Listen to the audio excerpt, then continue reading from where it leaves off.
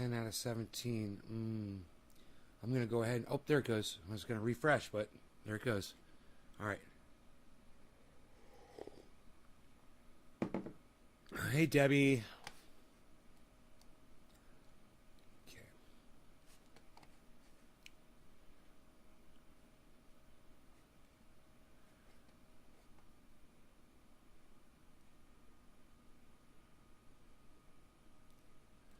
So, I should have titled this differently. This show, but that's okay. Okay, well, speaking of something... Is that Orca? Hey, man. Patrick, Orca. You guys got bumped. Megsy, Hippie Chick, hello. Debbie, hi, all of you. Wow, there's a whole bunch of you got here quick, huh? I started the show a little later. You guys just popped right on. We'll keep that in mind. Let's get right with this. This is more medical misinformation provided to you by YouTube via Breaking Points. Saagar Enjeti is a libertarian. You know, people like libertarians, they like to try to claim, like people like me, that we're scared of COVID, but they're scared of the fucking vaccine. And they're scared of a little booster shot. And somebody came in here yesterday and we said we've had 5 billion vaccines administered and only 6,000 deaths, which is 0.00023%. Or something like that. Or 0.00012%, I think it was. Hey, Billy. Anyway, it's very safe. And chances are you're not going to die from it. But there's people that are out there trying to say that I'm the pussy because I went and I got the vax that they're so fucking petrified of. And I'm the pussy. The reason I got it was so I didn't want to get somebody else killed. I'm not worried about catching it myself. I'm pretty healthy.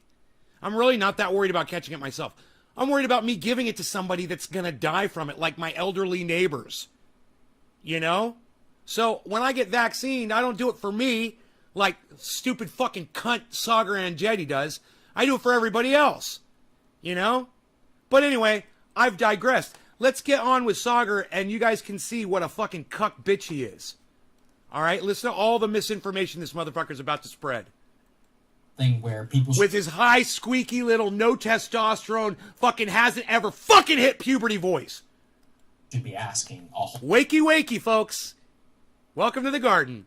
Whole lot of questions. There's some pretty big news that has been coming news. out. We already brought you that the Biden administration is going to be recommending booster shots for all Americans. But buried within that is some new data from the CDC, morning. Which is a pretty bombshell revelation, which I think they're downplaying and don't necessarily want to talk about. So let's put this up there on the screen. So the CDC says that there are 3 studies on Wednesday, according to them, that provided evidence that booster shots would be needed in the coming months, predicated on the idea that early data shows suggesting a rise in breakthrough infections and a smaller increase in hospitalizations amongst the variants, amongst vaccinated as Delta variant spread in July, citing a decline in efficacy of the vaccine. Now, the certain decline in efficacy is disputed.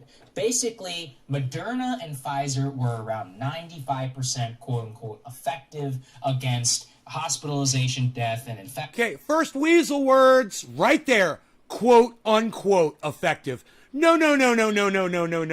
It's not quote-unquote effective, you fucking lying, misrepresentative, fucking straw-manning, cherry-picking piece of fucking cunt shit. All right? It's not that at all. It's effective. It's not quote-unquote effective. It's effective. All right? Not quote-unquote effective. And that's where this little fucking cunt starts off. Already. Dropping a little piece of straw. Well, it was quote-unquote effective. And she sits there and lets him fucking railroad the truth all day. In fact, you know what? She's the cuck here because she's watching him fuck the truth right in front of her. She's the cuck bitch. And she sits there quietly and lets him fucking spout off his right-wing talking point, Tim Pool mind bullshit. Cherry fucking picked non-facts. Infection whenever it came to regular COVID, whatever was circulating several months ago. Now it's somewhere in the like 70-ish type percentile. Obviously, the delta in between there, that's thousands, millions of people if they get infected, so it matters. But there's a lot of questions that surround this, Crystal, which is that they have said they have no guidance currently on booster shots for people who have Johnson & Johnson. But get this, Johnson & Johnson was already only 70-something% effective. So does that make it 50%? No, dude, you don't just get to make up fucking numbers, you douchebag. It means they haven't completed the study yet, you fucking dumb cunt bitch. Jesus fucking Christ, he's such a fucking idiot. I wonder why so many people watch him. Wouldn't it make sense that they're the ones that need booster shots? The whole thing just seems completely crazy to me. And what they're recommending as of yesterday... It seems so crazy that the government is trying to figure out how to get you guys fucking vaccinated and booster shots. Hey, Jay Danks, what's up? Oh, it's just so fucking crazy. It doesn't make any sense at all to him. His little fucking, that's what happens when you don't get testosterone when you're a boy, when you're young. Your brain doesn't develop either, so he still thinks like he's a fucking baby. And he just doesn't get anything. And she sits there silently and lets him babble, Is booster shots for all Americans after 8 months. Now, okay, maybe, but I've got... No, not okay, maybe. You're not a thinking man, Sagar. You're just an idiot, and all you do is repeat things that you've heard. You've never actually had one original thought yourself. You're an idiot!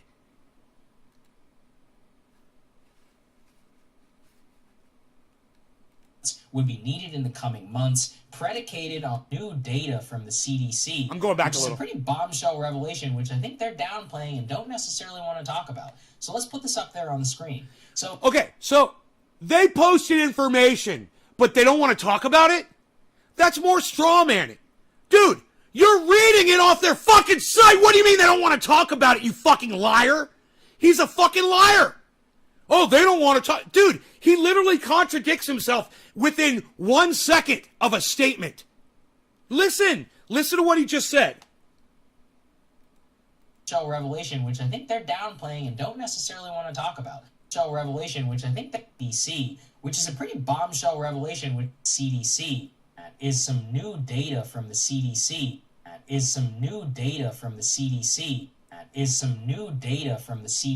So how are they downplaying it if they're posting it on the internet for all cucks like you to read? How is that downplaying and not wanting to talk about it when they're literally posting it on the internet of the world for all eyes? Cuck bitch, right? Hey, you guys jump on any time here if you agree with me. Love to hear from you. Maybe go drink some fucking coffee, everybody.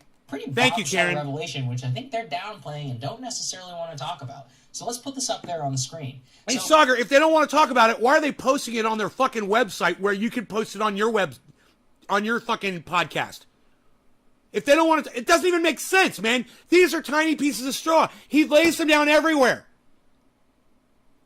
And you guys need to realize that, it's basically all just bullshit. This guy makes no sense at all. He's literally just the appendix on Tim Pool's lower intestine. That's all this fucking cuck Republican bitch is. So the CDC says that there are 3 studies on Wednesday, according Hi, to Nick. them, that provided evidence Good morning, that booster buddy. shots would be needed in the coming months, predicated on the idea that early data shows suggesting a rise in breakthrough infections and a smaller increase in hospitalizations amongst vaccinated as Delta variant spread in July, citing a decline in efficacy of the vaccine. Now, the certain decline in efficacy is disputed. Basically, Moderna and Pfizer were around 95% quote-unquote effective against hospitalization, death, and infection. He did it again. Did you hear what he did? He did it again, quote-unquote effective. He fucking loves doing this shit, man. Quote-unquote effective, percent quote-unquote effective, and quote-unquote effective, and quote-unquote effective. Dude, effective means it works. It does work. That's what it proves. It's not quote-unquote effective. Why does he keep saying that? Why does he keep saying quote unquote? You know why? Because he's hoping that there's other Tim Pool lackeys out there that lick Tim Pool's salt off of his nutsack that are going to lick the salt off of the tip of his dick too. Yeah, he's hoping. Passive aggressive, no balls. Dude, this guy is just a liar. He's just straight up fucking lying. It's not quote unquote. That's a lie. It's not quote unquote. That's literally a lie when you say that quote unquote. It's taking the power out of the word. You know, when I want to say, hey man, I've got a quote unquote huge dick, ladies. Yeah, quote unquote. It's not to be taken seriously. You know, oh, I invented the air quotes. That was me. You know, when we're not being serious about things. $1 billion. Yeah, that means you're not being serious about something. So this douchebag is taking all the power out of vaccines and out of boosters. You know, at least he's attempting to, for his audience. He doesn't want his audience fucking playing into the fucking federal government's game. Let me tell you something, man. Sometimes the federal government's right about stuff. You know, speed limits, seat belts. Hey, man, you shouldn't drink and drive. You know, there's all kinds of cool stuff that the government actually does protect us from. This is one of them, and he's too much of a cuck bitch to realize it. He's so offended. He's so offended that they're trying to fucking help him. He's so fucking butthurt that the government, oh, how dare the government try to save lives? How dare you? Where's Enoch? Right, buddy? How dare you? Against hospitalization, death, and infection. Yes! This man is literally trying to kill his audience. Trendy Orca, thank you. This man is literally trying to kill his audience. Thank you, Trendy Orca. Yes! Yes, you guys are paying attention now. Exactly. He doesn't care if his own audience members die. Thank you, Kevin, because he's a cunt bitch. Thank you. Yes.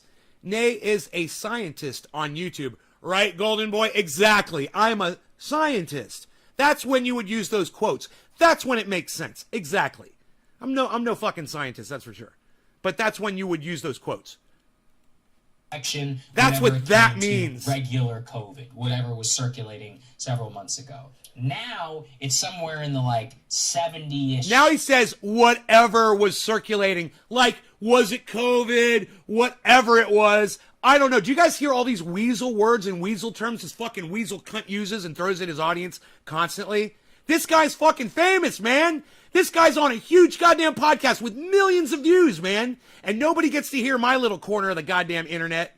Whatever was circulating several months ago. Now it's somewhat regular COVID, whatever was circulating several months ago. What? Into regular COVID, whatever was circulating several months ago.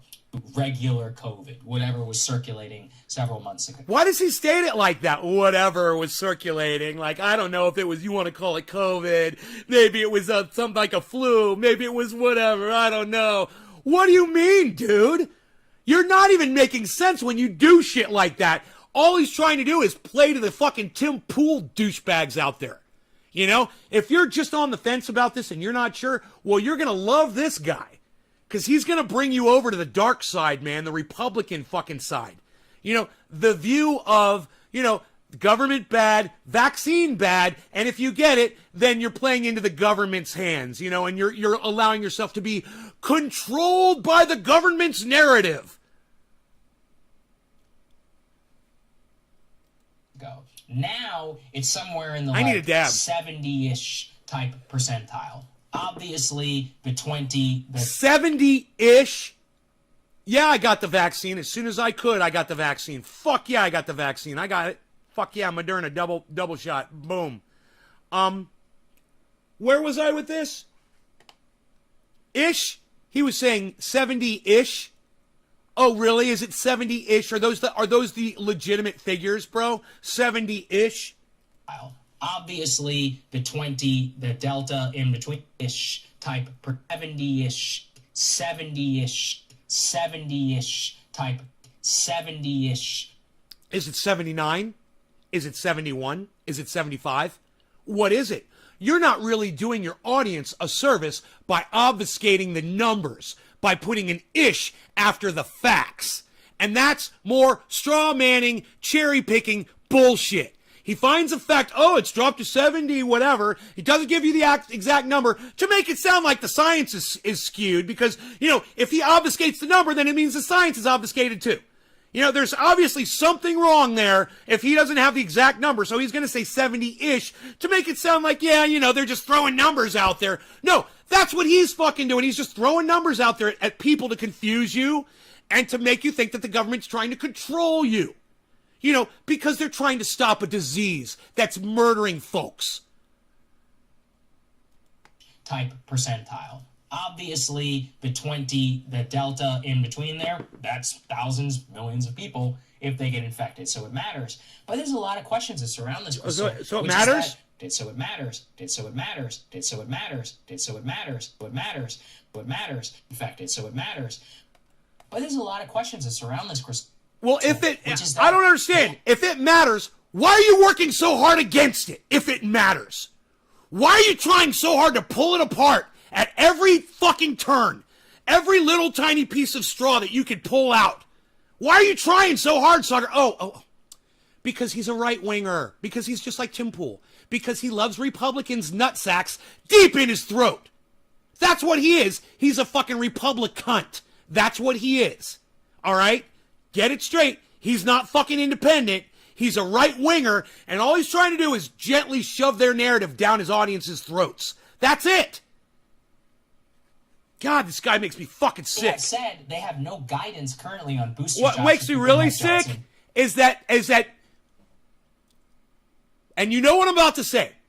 Crystal sits there and doesn't fucking say anything. She just sits there with her perfect posture and her cute little whatever the fuck she's wearing that day, and her pretty fucking curled hair and her little fucking pursed lips and her fucking piercing but intelligent eyes, her all-knowingness, and says nothing! She's still kind of cute, though. In a really intelligent kind of way. Turns me on. I wish she'd just fucking stick up for the goddamn truth. Hey, Crystal, stick up for the truth, bitch! You're sitting right there next to a fucking right-wing liar! Correct him! Or bring me on your show. Let me do it in my special, gentle way. What do you guys think? Would you like to see me and Saagar Enjeti go at it? Who would like to see me and Saagar debate this bullshit? I'll fucking rip him apart. He's got no facts. He's got 70-ish. That's what he's got. That's what he's going to bring to the table. 70-ish. And I'm going to bring, dude, you've got no testosterone. You don't even deserve to be in the same fucking state as me. Even if it is Vermont. And Johnson. But get this. Johnson & Johnson was already only 70-something% effective. So does that make it 50%? So wouldn't it make sense that they're the ones that need booster shots? Dude, when this motherfucker sits here and tries to do science in real time, on the air, with witnesses, it is the most hilarious thing in the world. He thinks he's goddamn Bill Nye the fucking science cunt. Look at this guy. I want you to watch him trying to figure shit out in his brain. Okay, check this out. This is Saagar Enjeti trying to figure shit out. Watch this shit. This is Saagar Enjeti. He's going to figure this shit out for everybody. Watch. Watch the fucking gears turning in his brain. Johnson & Johnson was already only 70-something% effective. So does that make it 50%? So wouldn't it make sense that they're the ones that need... So wouldn't it make sense that they're 50%? So wouldn't it make sense that they're the ones 50%? So wouldn't it make sense that they're the ones? So does that make it 50%? So wouldn't it make sense that they're the ones? Dude, you're a fucking idiot. Nothing that comes out of your mouth even makes sense anymore. I don't understand how you get to be on a fucking show. Why does this cunt get to be on a fucking show? That need booster shots? The whole thing just seems completely crazy to me. And yeah, hey, YouTube, where's your medical misinformation fucking disclaimer on Breaking Points? Did you hear what Saagar just said about booster shots? Holy fucking shit. Hey, man, I bet you I'm the one that gets penalized for medical misinformation because I'm just showing this on my video. But they're not going to get in trouble at all because they can say whatever the fuck they want because YouTube sucks their dicks. But let's listen to that over again.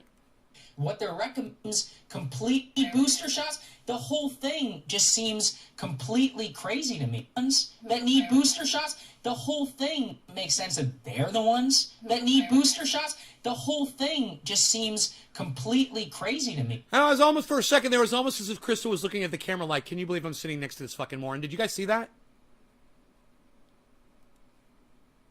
Look at the way Crystal's looking at the camera right there. She's looking at us. And she's going, are you hearing this guy? Because I'm not in a position to where I can really call him out for the cunt that he is. But I hope that you guys, I hope that Trendy Nay is out there somewhere calling this cunt that sits next to me, this cunt right here that sits next to me, out for the whole world to see that he's a fucking liar. Look, has this guy convinced anyone in my audience of anything yet? I see I've lost a couple of you, but there's still a good number of people here. What's up, Chris? I was going to mention she looks like she's disagreeing with him for a second. I would like it if you would talk more on my live stream. Thank you. All of you. I want those comments, guys. I want to hear what you have to say about this. I'm trying to inspire conversation here. I'm trying to let you guys see how YouTube has subverted the truth out of me and gives these motherfuckers a platform that millions of people see every day. And I get, my 100 views. That should piss you right the fuck off. It should activate you into wanting to help me to get my voice out there more. To try at least. I try to prove this point every day on this show, man. I'm like a goddamn lawyer, but it's like I'm going to the same goddamn court case day after day after day, and the judge just doesn't seem to be showing up. And I am pleading my case. No judge. No jury. Just me in a courtroom pleading my case every day. Nothing will ever come of it.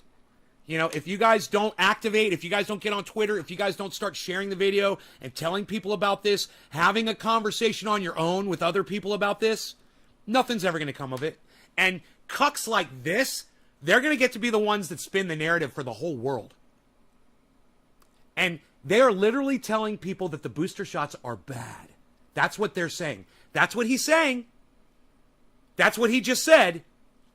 He's like, well, who needs one? I mean, listen to the way he fucking says it. Johnson & Johnson. But get this.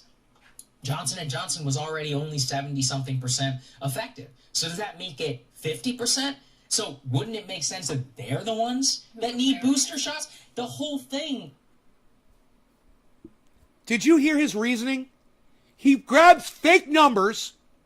He just makes shit up. Oh, 70. Does that make it 50%? Well, no, Saagar, it doesn't. You're not a mathematician. You're not a medical expert. You're not a scientist. And you're not even a fucking podcaster, man. You're a murderer. That's all you do is you murder your fucking audience with disinformation, man. And YouTube is a murderer too because they let you spread it. Fuck Google, and fuck YouTube, and fuck Breaking Points, and fuck Saagar Enjeti, and fuck all of his fucking fake-ass, phony fucking friends.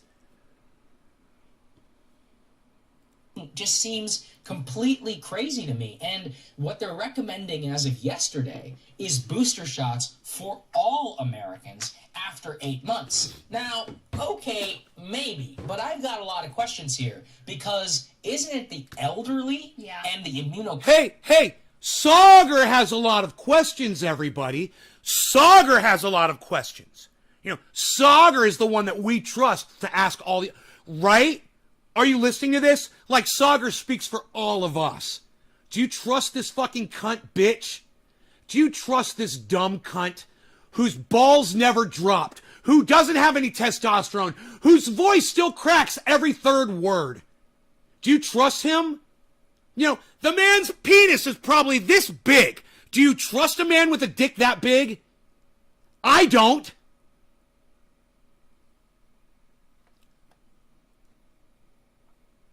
This should piss you right the fuck off. And every single one of you on Twitter that gives a fuck, you guys could tweet this at Saagar and let him know how I really feel about him. And you know what else you could do? you could type in there, hey, Saagar, you're a punk bitch. And this guy just called you out for the fucking murderer that you are. You could get crazy in a tweet and let him know. I'm just saying, you know, if you really agreed with me on any of this, or maybe I'm just making it all up and it's all bullshit and I'm just picking on this poor, innocent little guy. You know? Oh, wait. Patrick Weichel, I think I fucking love you, bro. Yeah, he's a bitch! You're right! He's a bitch! Fuck yeah! 4Dub says it's sickening. Chris says, fuck them! Nick Brown says, shouldn't he get a strike for medical misinformation? Yeah, he should! He should! He's saying that boosters are ineffective for people that have the goddamn Johnson vax, and he's claiming that Johnson went from 70 to 50%! He's an idiot! And she just sits there and says nothing! Compromised who probably need those booster shots, maybe even first. I don't know if... No, you don't know. Let's hear him say I don't know a million fucking times, because he doesn't know shit. They can even get them shots, maybe even first. I don't know if maybe even first. I don't know if I don't know if I don't know if I don't know if I don't know if I don't know if I don't know if I don't know I don't know I don't know I don't know I don't know if they can maybe even first. I don't know if they can. No, you don't know because you're not a medical expert. So why do you sit there and pick numbers out of your fucking ass, throw them at your audience, and act like you're a fucking scientist? This should piss all of you the fuck off that YouTube allows this bullshit. Yeah, that should piss you off. I get subverted and this bullshit gets out there for everyone to see, man. Hey man, they want to have a show. I'm okay with that. This is my problem, is that YouTube makes sure that everyone sees this fucking show. That's my fucking problem. And they make sure that nobody sees mine. That's my fucking problem. You guys should be fucking mad as fuck. They're literally helping kill people. YouTube, Google, they're literally spreading medical misinformation that people are going to believe because it comes from a trusted source. Breaking points. You know, they've got a video screen behind them, so they must be real reporters with real fucking information and data to back up all their bullshit. God, man. I swear I could produce a show like this so easily, and I just won't do it. I refuse to fucking do it. And even get them. The guidance on this still remains clear. They said, oh, well, we still need the FDA. I think that the rollout of this has been a total and complete disaster. They're saying 8 months. The rollout of this has been the FDA. I think that oh, well, we still need the FDA. On this still remains clear. They said, oh, well, we still need the FDA. I think that the rollout of this has been a total and complete disaster. Really? 5 billion vaccines administered. And that's a disaster? There's only 8 billion people on the planet, Saagar. I'd say we're doing pretty fucking good. You know, he's an idiot. Like I said, his points don't hit at all. They don't make any sense. And she sits there and gives no pushback whatsoever. That's what they shouldn't call this breaking points. They should call this no pushback. That's what they need to change their name. No pushback. Why is she even sitting there? She doesn't defend truth. She doesn't defend the facts. She doesn't defend sanity. She doesn't even defend sane talking points. You know, she just sits there and says nothing. I don't know, man. I don't know. I don't know why she doesn't fucking intervene. He's not saying anything. Right. He's not saying anything. Chris, yeah, you guys are paying attention. I love it. You guys are paying attention. Exactly. He's not saying anything. Exactly. Oh my God. I love it when you guys are paying attention and listening. You guys get it. Today, we're fucking getting it. We're on this shit. They're saying 8 months. They're not being clear with the American people about the actual efficacy of the vaccine. But more importantly, they are not talking about the very basic fact that breakthrough infection both continues to be, on balance, extraordinarily rare, and B, that if you're vaccinated, you are not going to die from COVID. So that's the part where it's just driving me crazy. That's the really... Die from COVID, and B, that if you're vaccinated, you are not going to die from COVID.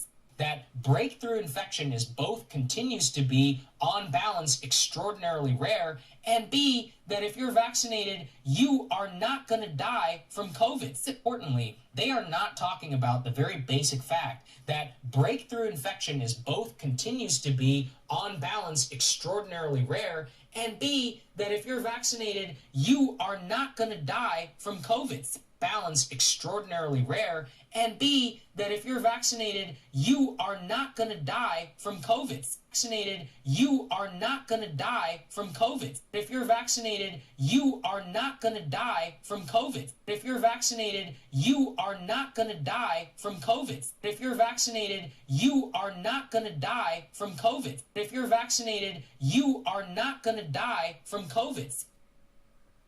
6,000 people have died from the fucking vaccine.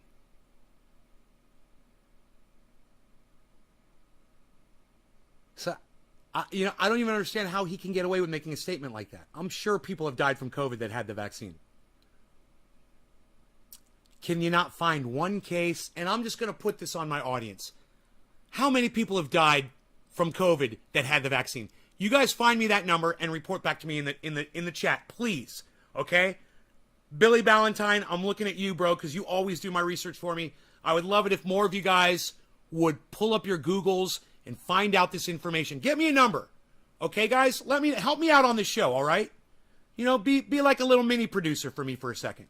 And go find out, all right? Y'all can be producers of the show right now. Go find out that information. How many people have been vaccinated and died from COVID? I'm certain it's not zero.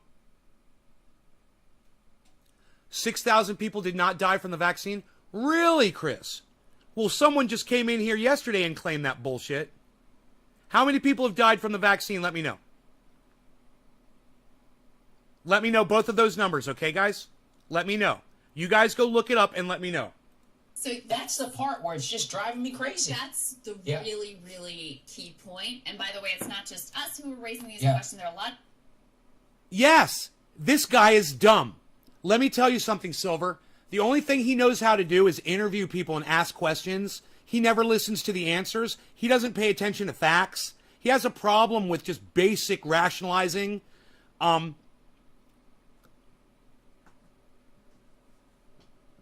me ask you this. If every human being on the planet got vaccinated, if every human being socially distanced and wore masks, do you think we'd have COVID today?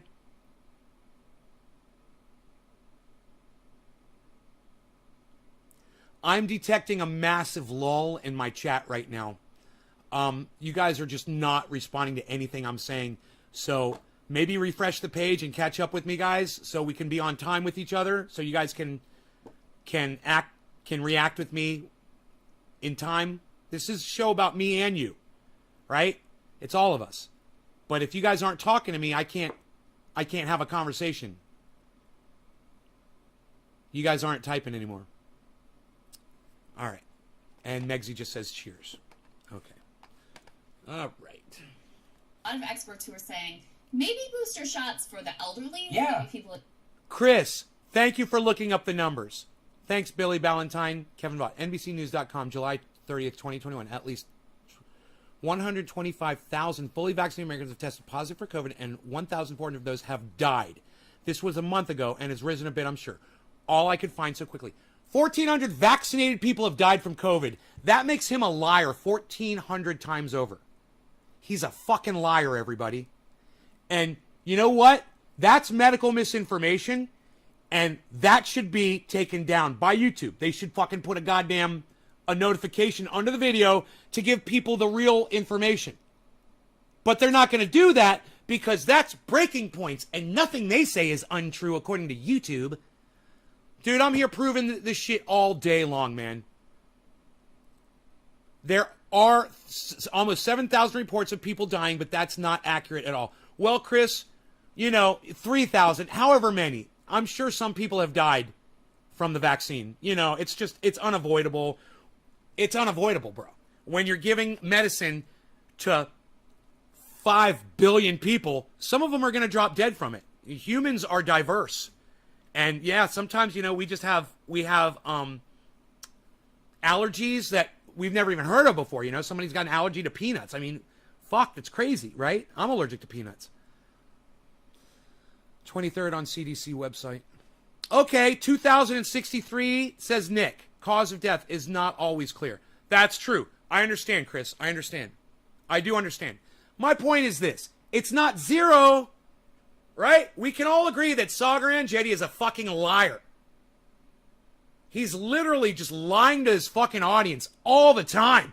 I don't know how many lies I've already fucking picked out of this goddamn thing. But let me tell you, he does this all the time. He did it with UFOs. He tried to convince his audience that the UFO footage from the Pentagon was real, that they were aliens. Yeah, that those blurs and those exhaust plumes. Yeah, he tried to convince his audience that all that bullshit was actual UFOs visiting us from another planet. He's such an idiot. You know, and I got a problem with you if you believe in aliens, man. I got a problem with you. Boom! So if you're watching this show and you really believe, if you're convinced that there's aliens here, or that they visited us, or that you've seen a UFO, I've got a serious problem with you, because you're just like that dumb cunt over there, Sagaran Jetty. You're just like that dumb cunt. You don't look at facts. You only look for pieces of straw, cherry-picked evidence, and you're a confirmation bias professional. If you believe in UFOs, that's all you've ever done. You haven't looked at the actual evidence. You only look at what confirms your bias, that your bias is that they exist. And to confirm that bias, you only look at convincing evidence. You don't look at the shit that actually is debunked, do you? Because you're a weak-ass bitch! No aliens, motherfucker! Your life just sucks dick, and there's no aliens that are gonna come and abduct you and take you away from this shitty fucking planet. Get the fuck over it! You know, everybody needs a goddamn savior. It's either God or aliens or the energy that flows between all of us. I'm so sick of all your bullshit! There's so many fucking excuses to not deal with reality. I wonder how many of those Sagaran Jetty subscribes to. In nursing homes, maybe people who are immunocompromised, the entire population Killamil, what's up? Doesn't really support that this is necessary. Why? Tinfoil hat turds. It is true that they are finding, at least in these few studies, let's do a dab, that vaccine efficacy wanes over time in terms of breakthrough infections. However, the thing we really care about, severe illness and death, hospitalizations and death, there continues to be very strong efficacy with the vaccine. So just to read this piece from the New York Times, it says, taken together, the studies show that although the vaccines remain highly effective against hospitalization and deaths, the bulwark they provide against no longer regarding cannabis substance for all children in the past few months. So what does that mean? That means you're more likely to get... is she going to extrapolate? So what does that mean? She's... That although... Oh, everybody, Crystal's going to extrapolate for us. Let's hear her extrapolate. Although the vaccines remain highly effective Cheers. Against hospitalization and deaths, the bulwark they provide against infection with the virus has weakened in the past few months. So what does that mean? That means you're more likely to get a breakthrough infection, but it's going to be relatively minor. Yeah, it's like going to be Greg like Abbott having a right cold, having a minor flu, like Greg Abbott, the he has governor no of Texas symptoms. is experiencing right now. That is the data that we... He has no symptoms. You hear that? How do you know it's fucking Greg Abbott? You think he's going to be honest about his symptoms? He trusts a Republican to be honest about his COVID infection?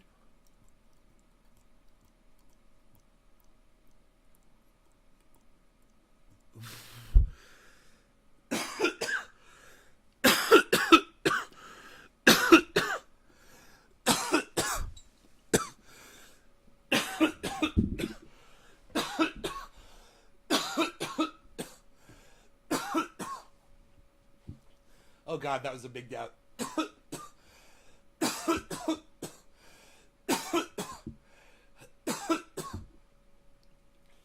Oh my God. Dab sweat. Dab, sweat, and tears. What? Oh, hashtag dab, sweat, and tears. I fucking love it.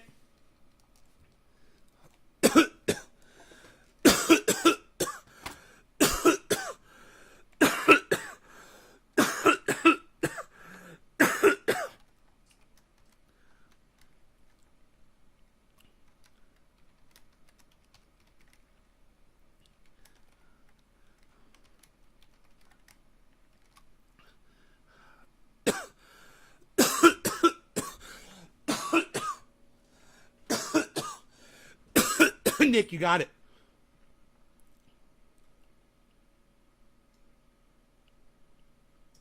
You got it. You got it.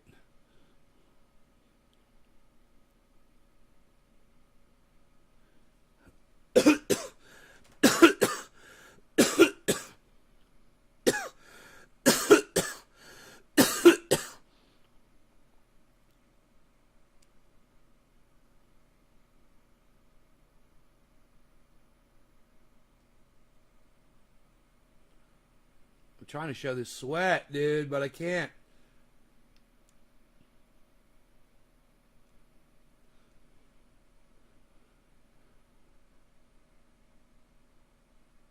Why won't it? Oh, there it goes.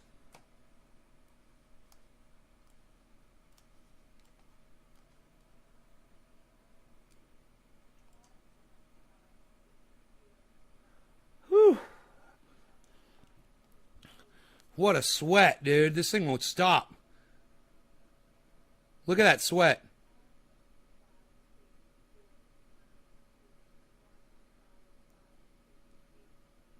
Holy shit.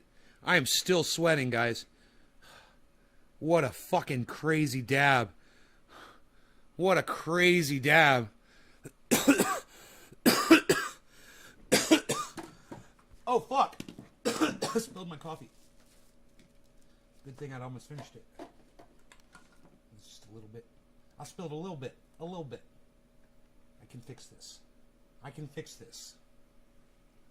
Dude, I just put all my microfibers like way the fuck over here. Let me get a paper towel. Paper towel would be better. I think first I'll wipe the sweat off my brow. Wipe the sweat off my brow. Look at that. Look at the sweat. Just came off my fucking head. Oh my god. My neck, everywhere. Alright, wipe up this coffee. I still got some left in the mug, so I'll still be drinking some coffee.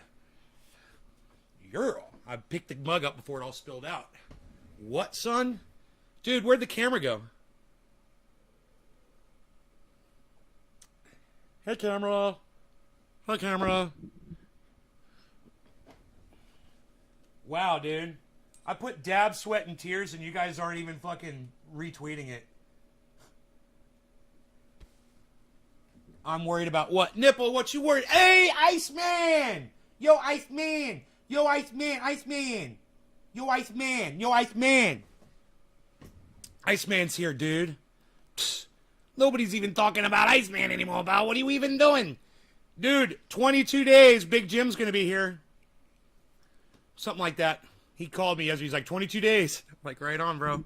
If you want to come out, brother, you know your bedroom awaits, sir. With your mountain view. The smoke is all gone. Blue skies, bro. It's pretty. It's pretty. 75 degrees outside. What? What are we doing? A dabby? What, are you at work, son? You can't dab if you're at work. What are you doing? Nobody's dabbing at work anymore, pal. Nice. Kaveffi. I'll be out towards November. Be out. Mentally, I'm in the glass section of a 90s Denny's, the glass section.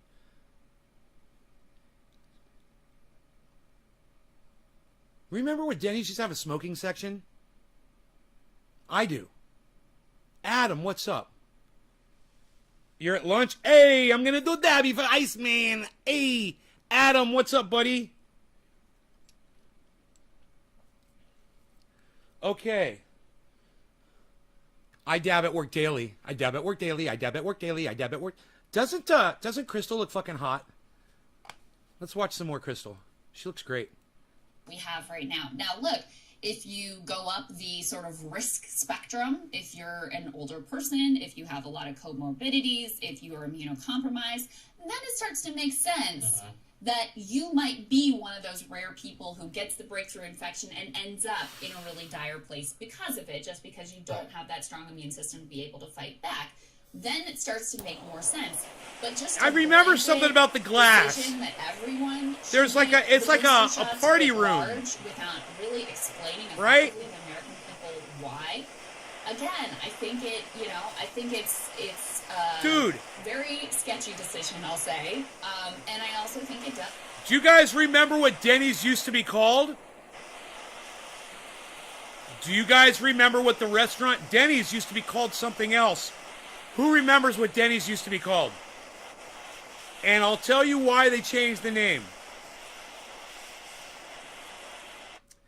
They changed the name because Denny's name, you kids might not know this, but that restaurant that you love to eat at all the time, their name used to be racist. Yeah. You guys remember? They had a racist name. Been saying, look, this is all just about the money to start with. Pfizer was reportedly really pushing for this, and it looks like the administration ultimately... No law regarding cannabis. Cannabis isn't for all. Work, work, work. Cheers, everybody. Did he? Yeah. And it undermines, like, these I just want you guys to know, these vaccines work really well. Yes, there are breakthrough infections in rare cases, and that is apparently increasing over time as the vaccine efficacy on that particular front wanes. But in terms of the critical pieces, the vaccines work really, really well. So that's like the key point that people need to keep in mind. Yeah, and that matters most for the elderly. Now look, data out of Israel is pretty good. Why does it matter most for the elderly? He's such an idiot. It doesn't matter most for the elderly. He's a fucking liar. It matters for everybody. Your children, teenagers, adults, elderly, everybody. Once again, yet again, he's fucking lying to his audience.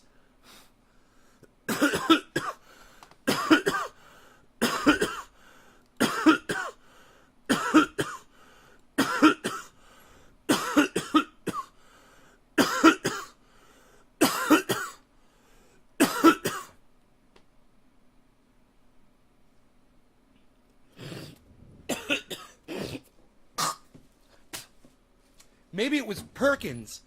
Was it Perkins that had the racist name? Maybe it was Perkins, my bad. Look up Perkins, Billy.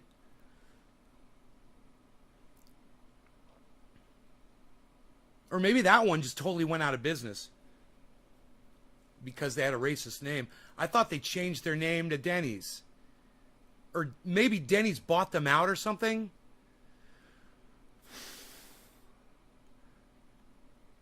I don't know. You guys, nobody knows, huh? Nobody knows that racist name of the breakfast restaurant from the 60s and the 70s.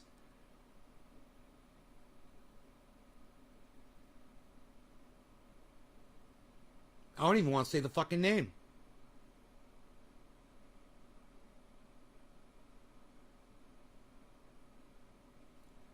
Huh.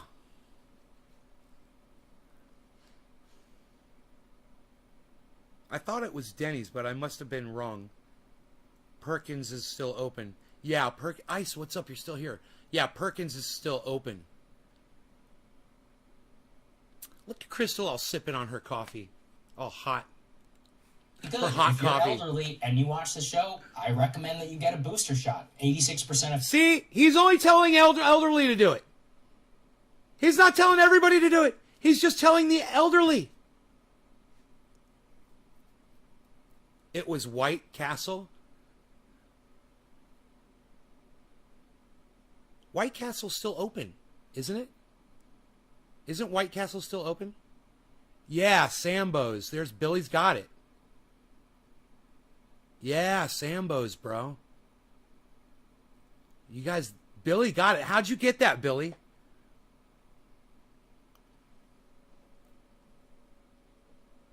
How did you get that? I'm so impressed with Billy Ballantyne.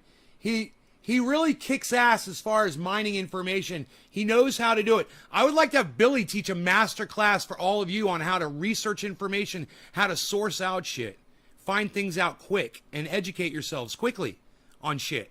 Instantly. That's what I do. I've gotten smarter over the years in my old age with Google, man. I just Google shit and read about shit. Yeah, I listen to podcasters who are more intelligent than me.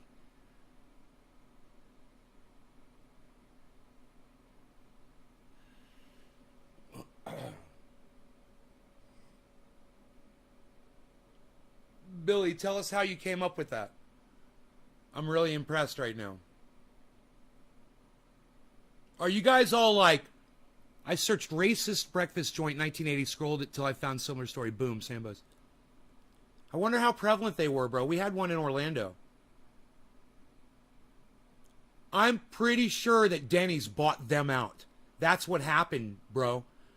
I'm almost positive I could call my mom and I'd be like, Mom, that Denny's that we used to eat at. Let me think, where was the location of it, man? I can see it. I can see the goddamn restaurant, but I'm not certain of where the location was of it.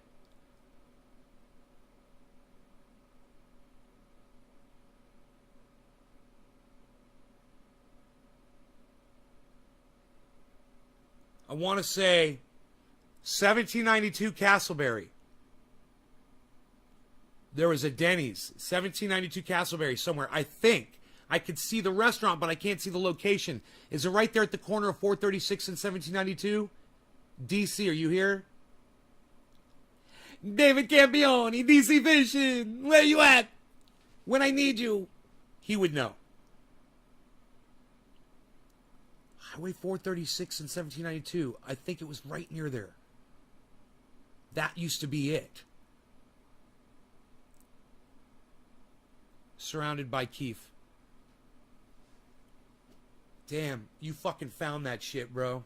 Isn't that crazy? I used to eat at a restaurant with a racist name, bro. I was a little kid. I didn't even realize what that meant or what. And you know what's crazy? The menus had a little black kid. That was Sambo. He was like their little mascot, like Frisch's Big Boy. And I never thought anything about that, you know? It didn't mean anything to me. I was a little kid. I bet you could find that menu on the internet.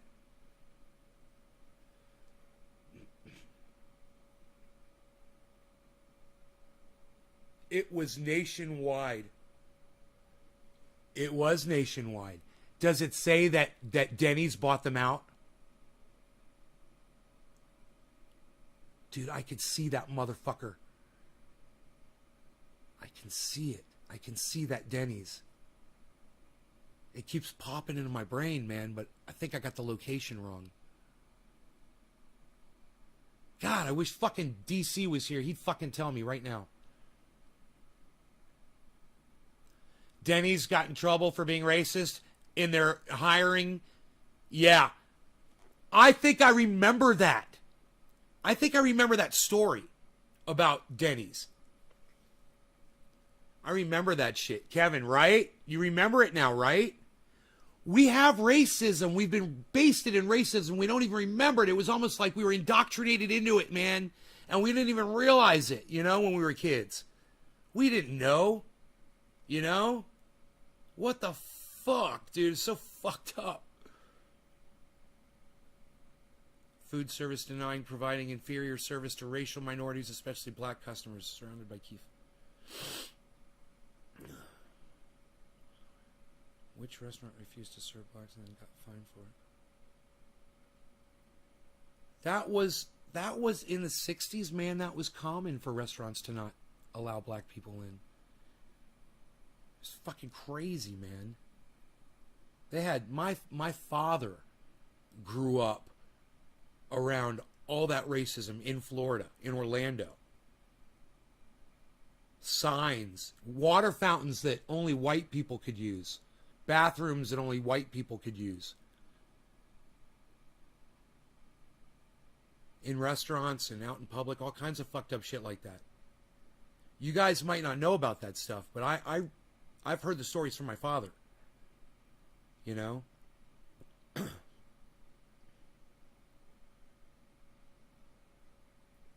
He did a good job of educating me on that shit, you know? I'm glad I paid attention. And I'm glad I've retained it.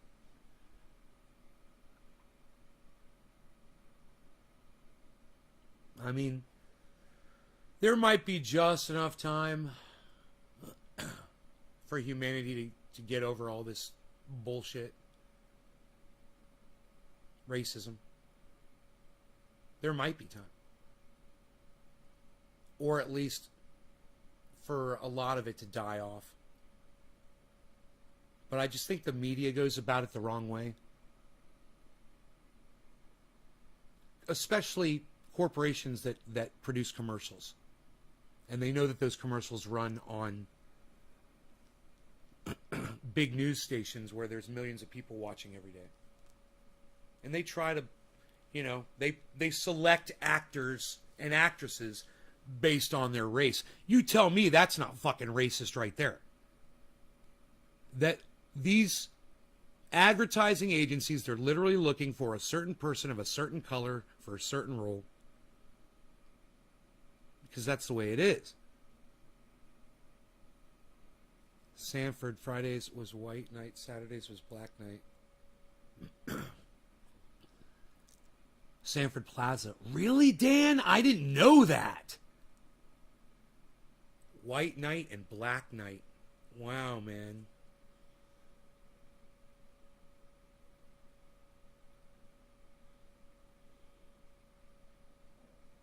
Full of matches. It's bad. I'm glad you guys are remembering that. I'm glad you guys are thinking back to that shit. We have a history. And when I heard Tim Black talking about reparations, you threw up. I feel like throwing up right now. Nippleton, I feel like throwing up right now. Literally. I've been fighting it for the last few minutes since we started talking about this. It makes me sick to my stomach. I'll smoke some cannabis and that'll settle my stomach.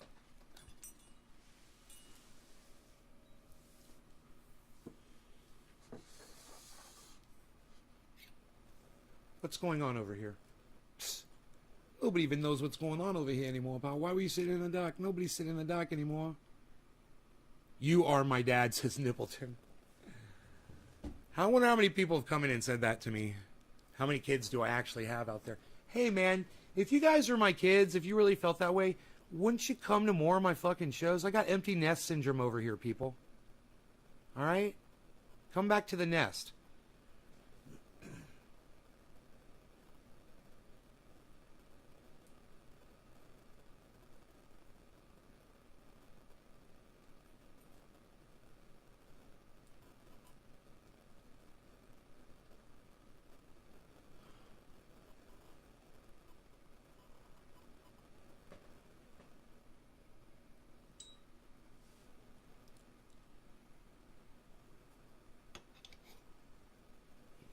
Today's Monday. Bitcoin's making a steady climb upward.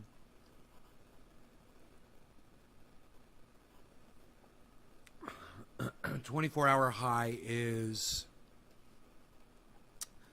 49,418. And it's at 48,075 right now.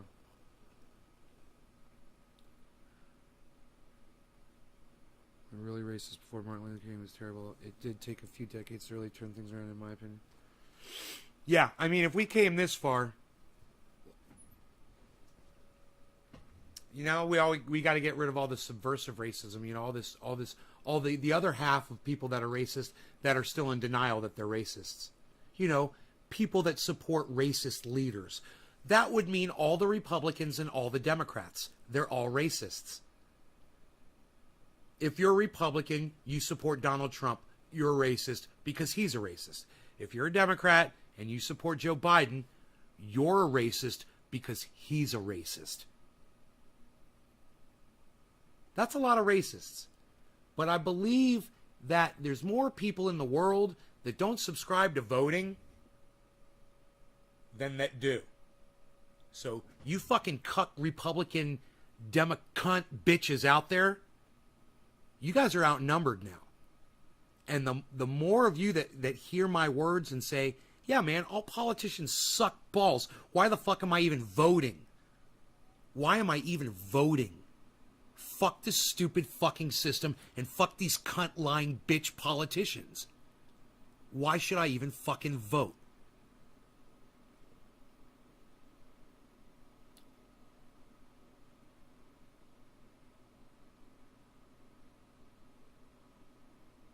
You should learn how to go off grid. At all financial levels. Whether you are completely homeless without a penny to your name, or you've got a good financial situation going on. Either way, you need to learn how to go off grid within your means. And you should start working on that. Start educating yourself by watching videos on YouTube and learning. You know, watch some people that camp, that go off grid, that live out they build a log cabin. You might need to secure a chainsaw.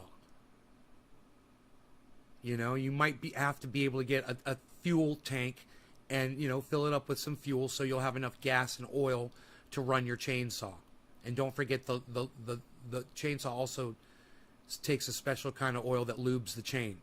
And you're going to need that kind of oil too. It's really sticky. It's like molasses.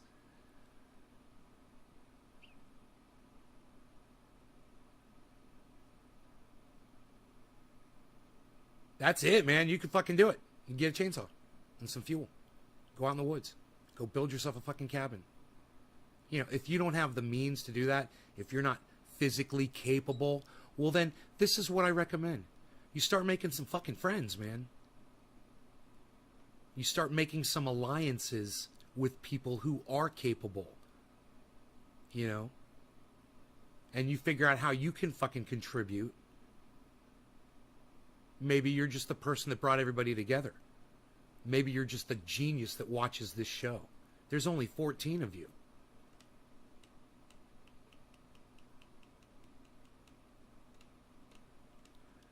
But you don't want to take this shit seriously. We've got 100 years left.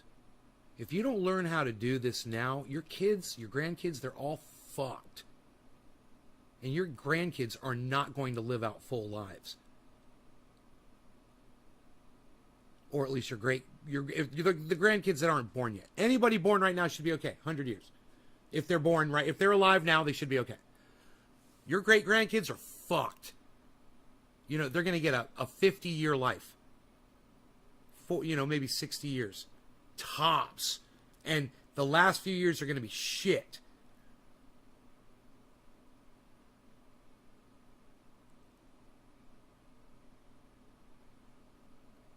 His shirt doesn't fit, so he's a liar. He's been working out, bro. He's been, bruh. He's been lifting, bruh. Yo, what you benching? Yo, what you benching, bruh? Yo, what you benching, bruh? He's been lifting, bruh. Effective in preventing infection amongst the elderly, according to the new Israeli data. That looks pretty good to me, but I can't tell you, Crystal, about how many people who are vaccine hesitant have been joking and creating memes around booster shots for months, being like, oh, when... Well, this is because of people like you, Sagar. You put out all of these pieces of straw, and then you wonder why people are taking your fucking football and running with it. Hey, Tommy Lewis, what's up, brother? Does it end? And look, they're not wrong. I mean, when does it end? What does it mean? How long does the efficacy last? Why are we focused purely on efficacy of breakthrough infection? Why are we not focused on the efficacy of hospitalization and death, which right now are really good? Right, Steve Running? I understand a lot. I take this very seriously, too. That's why we're watching it. That's why me and 14 other people are watching it right now. Reason we have even... You guys want to share this around on Facebook in a group, whatever, like Tommy Lewis just did, get some people in here? Yeah, please do. I think this is very important. I understand it's Monday. People have to go to work. I understand. Higher hospitalization right now across the... Let's find everybody who's got their Monday off that's sitting around smoking, wondering what they can do. Like, on Twitter's a great place to find people who are just available. They're just sitting around at home tweeting and shit. Find those people. Say, hey, come on over to the show. Check it out. Give them a personal invite. The country is what reason? It's amongst people who aren't vaccinated, and they made their choice. That's on them. I don't think there's anything like in terms of the public health discussion around all of this, really what I see... Everything that comes out of his mouth sounds like it comes from an AI generator, Billy. You know what's just so funny? I just watched Ex Machina last night again. What a great fucking movie. I watched it on Showtime. It's fucking great.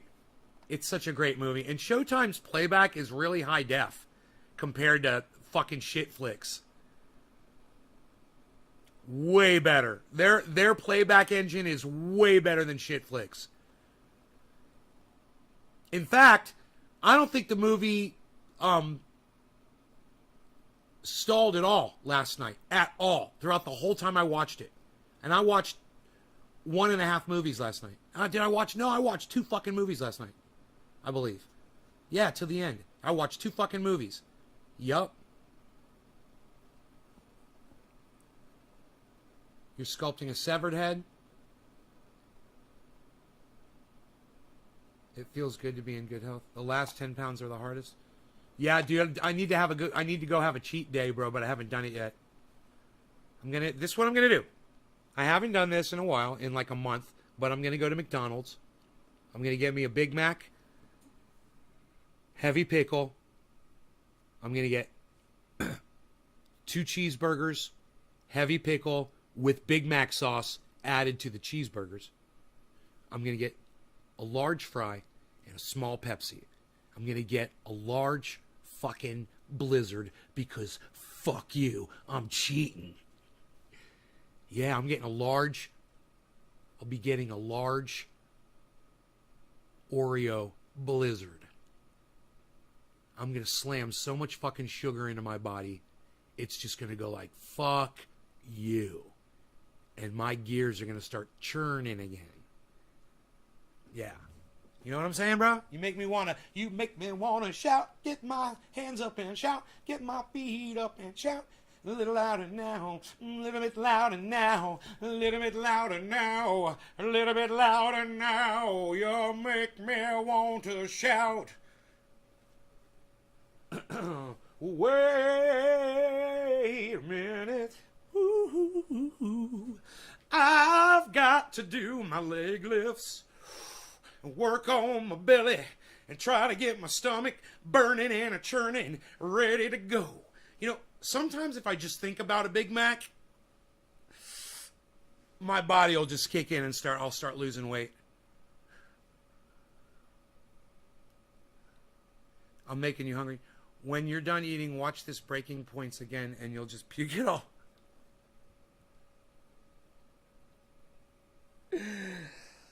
Billy, why are you so funny, Billy? Billy, why are you so funny? It's going to be the same thing like with masks. Already, if you're one of those people who's not going to get vaccinated, then the booster shot thing is just going to confirm your priors. Yes. And if you're one of those people who are vaccinated, you're like, oh my God, I got to go get my booster, have the date, exactly 8 months. Why is he trying to make fun of people like me that want to get a vaccination and get a booster shot? Do you hear the way he's talking about people like me? This is why he's a fucking cunt. He's a fucking dumb cunt.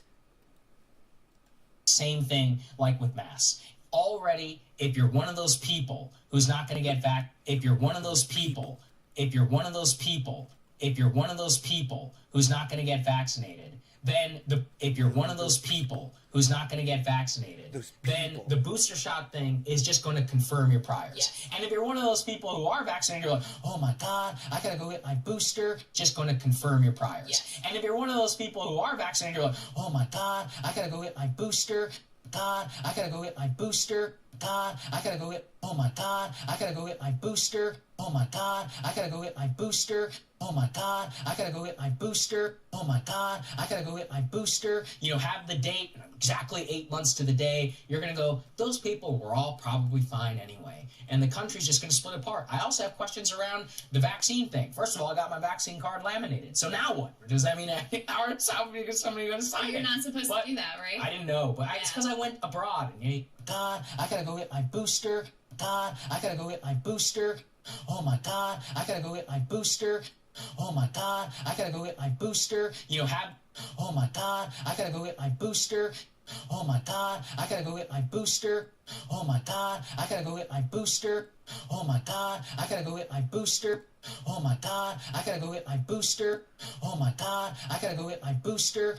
Oh my God, I gotta go get my booster. Oh my God, I gotta go get my booster. Oh my God, I gotta go get my booster. Oh my God, I gotta go get my booster. Oh my God, I gotta go get my booster. Oh my God, I gotta go get my booster. Oh my God, I gotta go get my booster. Oh my God, I gotta go get my booster. Oh my God, I gotta go get my booster. Oh my God, I gotta go get my booster. Oh my God, I gotta go get my booster. I think, if anything, that cuck bitch right there and the way he's acting should be the very reason you go get your booster.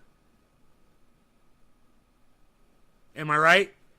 Now that that's the guy that's saying that the people that want to get their booster act like that, doesn't that make you want to get a booster now? Even more? Get your boosters, folks. If you want to get one, get one. And don't listen to people like this. Look at the way he is with his hands. And look at the way Crystal's looking at the camera. Again. Like apologetically. It's almost like Crystal does these moments on purpose so that people can go back and reference this and go, see, Crystal knew. She looked at the camera every time he said something stupid. She just never responded to him and pushed back like she should have. Why can't we laminate our Vax cards, right? I don't know, Billy. I think it's fucking crazy. Umaguma. Dude, I do stuff like that on here all the time. I'll make music, man. I'll be all DJing.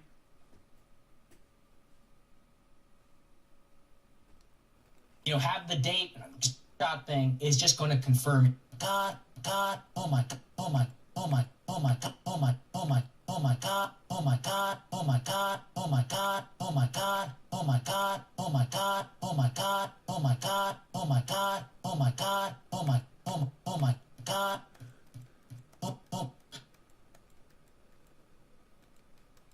oh my, I go get my boost, I go get my boost, oh my, oh my God, oh my, oh my, oh my, oh my, oh my, oh my, oh my, oh my, oh my, oh my, oh my, oh my, oh my, oh my, oh my, oh my, oh my, oh my, oh my God, oh my God, oh my God.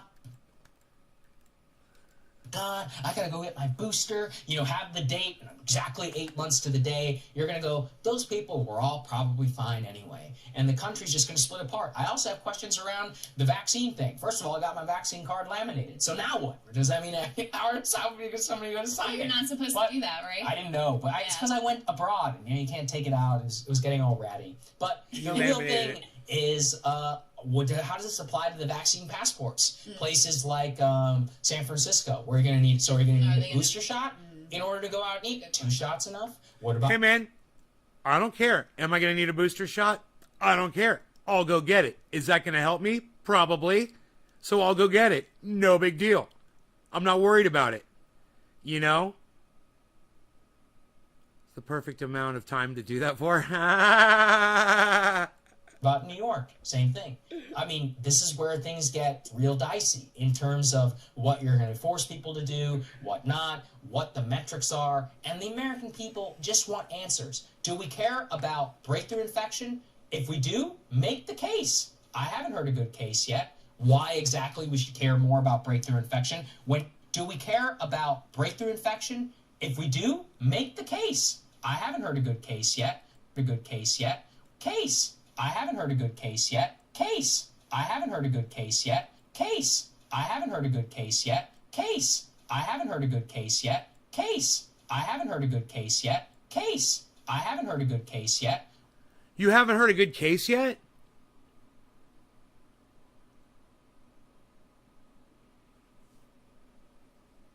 Well, I would say my first question would be, what's the difference between the booster and the vaccine?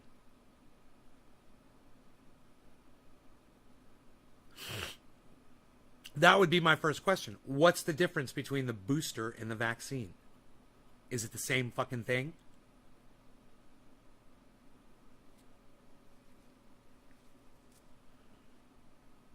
I have a single vaccination. I'm part of the 82%. I wouldn't mind getting double vaccinated, though. It's just, I haven't done the math to find out when I was supposed to do it. List of weapons? No, Billy, I haven't. Hey, Billy Bong, here's another question. Why didn't Trump start removing those weapons?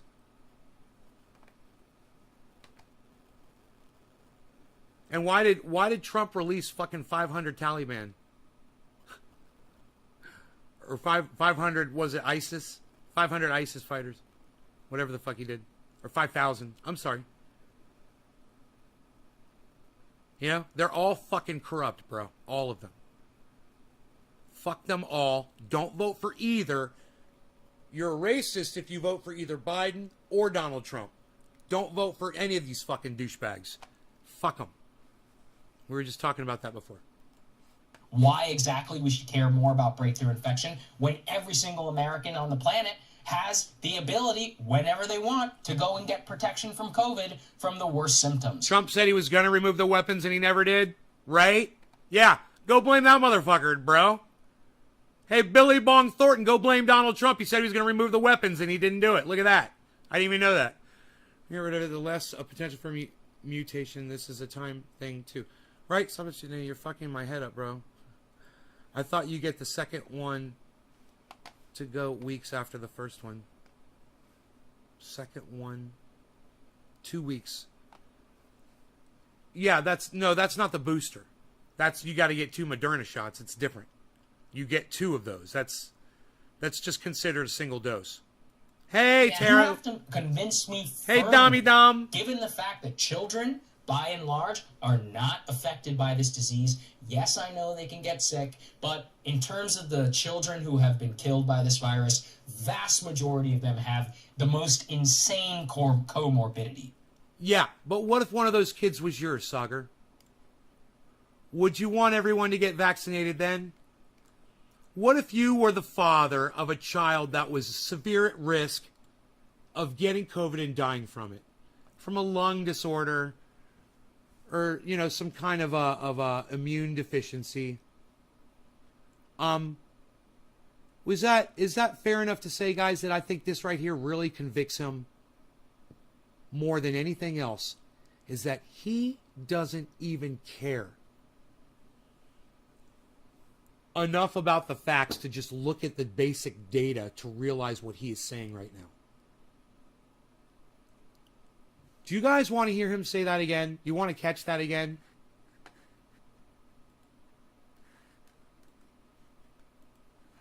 I believe there's only 11 people watching the show right now. But I'm going to refresh this chat. Well, I'm not refreshing the chat. I'm just pulling up a second one to check the number. I'm surprised there's only 11 people here, but this is really boring for a lot of people, I guess.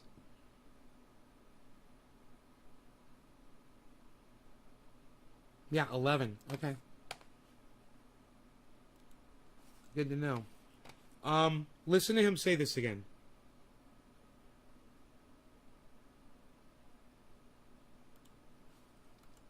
Given the fact that children, by and large, are not affected by this disease, yes, I know they can get sick, but in terms of the children who have been killed by this virus, vast majority of them have the most insane comorbidities, right? Like leukemia or lymphoma or something, which... Dom says, I'm making too much sense for some people. But Dom, that doesn't even make sense what you just said.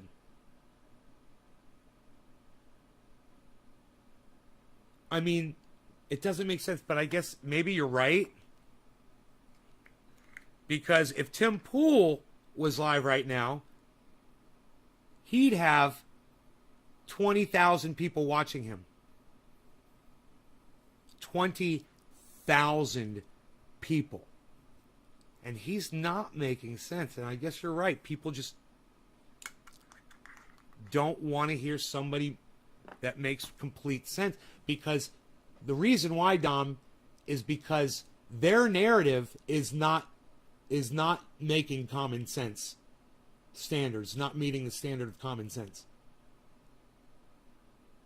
So when they hear me and it totally negates what they really believe, then they hate me for it and they disagree and they just run away instead of going like, wow, he did just say there's 5 billion people who got vaccinated and all I told him was that 6,000 people died. And I knew that we were going to eventually find out that that number wasn't correct. And I was waiting for one of you to go research it and find out. And none of you did. You know, I was so disappointed. I was like, man, one of them is going to go Google it and find out the number, I'm sure. I'm sure it's not 6,000 people died from these vaccines. It's probably way less. And as we found out this morning, it is. It's like half that number, which makes it just a fraction of a fraction of a fraction of people who die from vaccines. It's not in the cards that you're going to die from a COVID vaccine. You know, you've got way better chances of getting struck by lightning, getting eaten by a great white shark, or winning a fucking lottery. I guarantee you, all 3 of those you got a better chance of.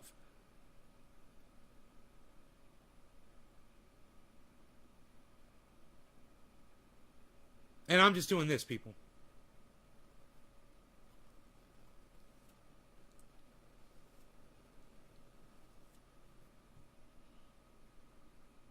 Why isn't he in jail for fraud? Kevin, if he wants to lie on a podcast, I'm okay with that.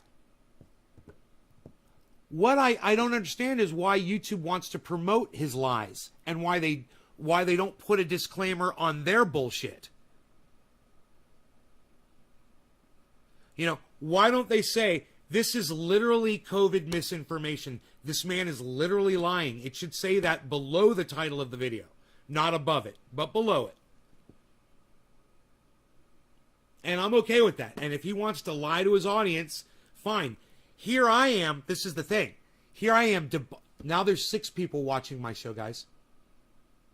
Now there's 6 people watching my show.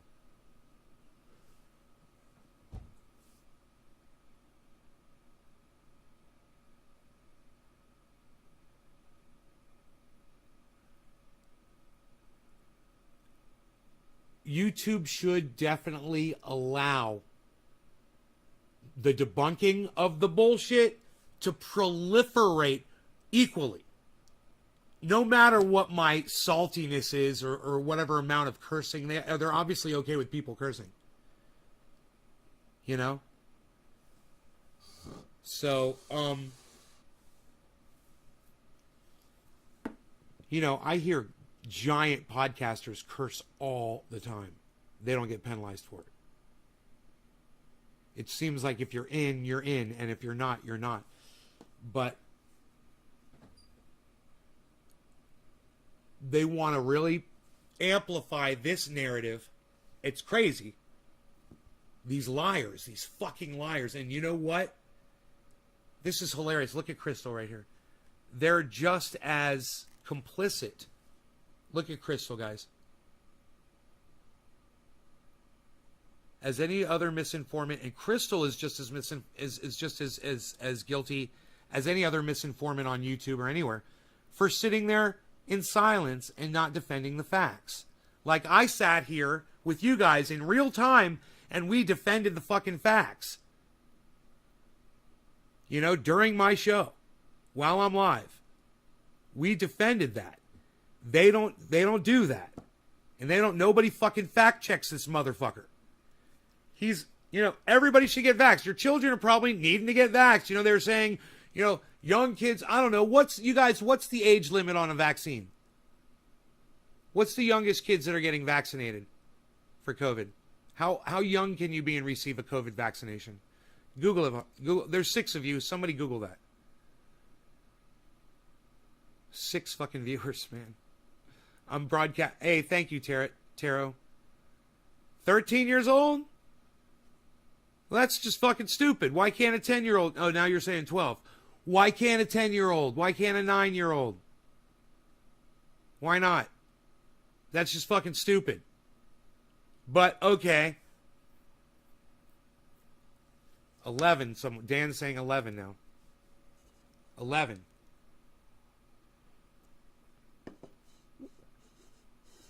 We got 3 answers, 11, 12, and 13. All right. So let's just go with, 12 in between those 3 numbers, right? All right. So let's say everybody that's 12 and older in the United States and in the world gets vaccinated, and we don't vaccinate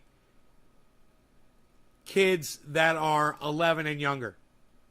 What the fuck is going to stop COVID from fucking bouncing around from kid to kid, man? With all you fucking, with your fucking boners to put your children back in a goddamn COVID-infected school environment. You know, you got fucking hard dicks to put your children back in. Oh, your children gotta be in school. Teach your child to grow a fucking garden, you fucking idiots. Teach them what they really need to know, how to feed themselves, how to live off grid. You know, how to not fucking play into this stupid fucking this facade of a fucking government. It's a joke. Teach them that at home. You know what do they need to learn? Calculus. Your children need to learn fucking Shakespeare. They got to go watch some fucking stupid fucking movie that's gonna disturb them for the rest of their lives. What the fuck? They got to go be bullied by some fucking douchebags? You know, what the fuck are you thinking? Oh, that's right. You don't think. You just let the government do it for you sometimes. I understand. And they're telling you, if I don't send my kid to school, I'm going to jail. I know. It's shitty, right? But that's our society, guys. That's it. And that's why there's only 6 people watching this show. I understand, man. I got 6 friends. Surrounded by Keith is one of them. Kevin Vaught is one of them. Chris Redgepick is one of my 6 friends. I've got 6 friends. And Taro is one of them. Thank you, Wild Child Taro. And Billy Ballantyne is one of them. That's 5 people right there. I got 5 friends. I got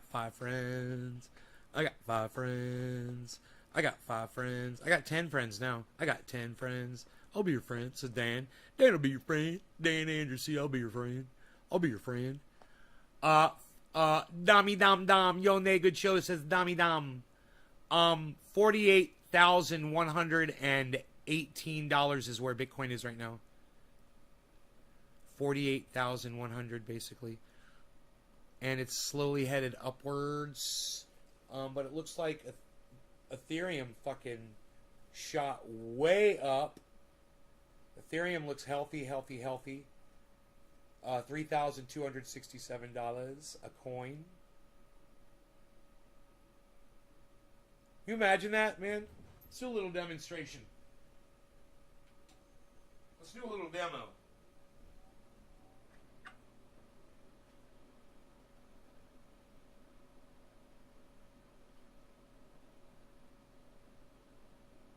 Dope. Damn it. I lost my Dogecoin, son. I lost my Doge. My Doge is gone. But that's cool, man. That's cool, man.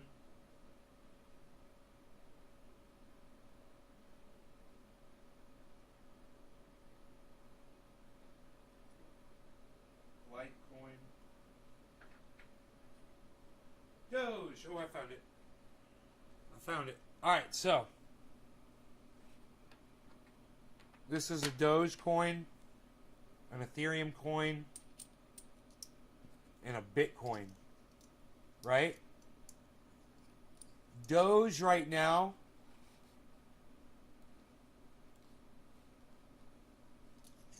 this coin right here, this represents something that is worth 27 cents. The Dogecoin. That's 27 cents. The Ethereum coin, right here, that's worth $3,266.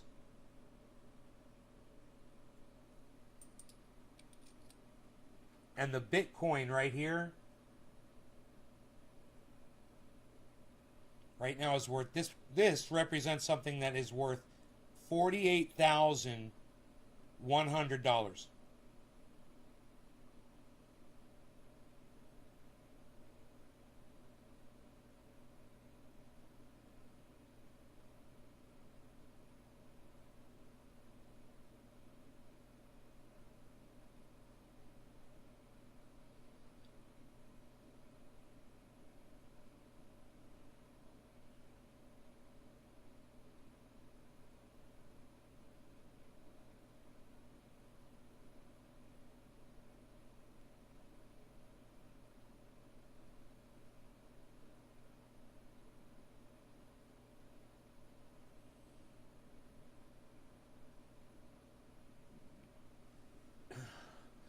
Now, you can get just as successful by purchasing any of these. So you could make money buying this Dogecoin for 28 cents. Right now it's 28 cents. It just went up 27.7. Right? Or 0.277. So this is 28 cents, right? You could buy a whole bunch of these, right? You could buy a whole bunch of these. Like, you could put $1,000 down, and you could have, you know, a few hundred of these. Or, you could, these are $3,263 for the Ethereum. You could just buy $1,000 of this. You could buy a third of one of these for your $1,000. And with the Bitcoin, you could buy, even though it's $48,000 for a Bitcoin, you could buy just $1,000 worth of that. Now that would be 1/48 of what it's worth. Like if you just slivered off a 48th of it, that's really all you'd have. But with all three of those, they all have value. And it doesn't matter what the weight is for any of them. You can invest in any of them at any level. You can even get a little tiny amount of Bitcoin if you want. Or like get $100 of Bitcoin, $100 of Ethereum, and $100 of Doge. Right? So spend $300. Beezle! What's up, Beezle? And you could be just as successful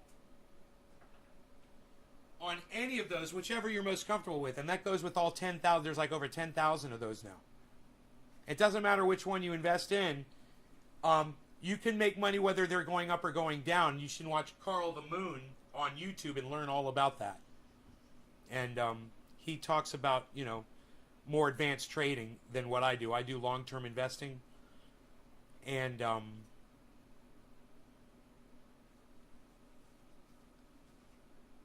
he's actually gotten into some long-term. Wasn't Doge created as a joke? Well, I don't know if you could really call it a joke. It's, you know, it was created off of a meme, basically. So yeah, I guess you could say that, you know, it was kind of a joke, but it was created so, you know, people would have something to invest their money in, you know. And it was created to see as an experiment to see if people would really do it. If people would buy into it. And it's worth fucking 27 cents now. Doge, 27 cents, 28 cents.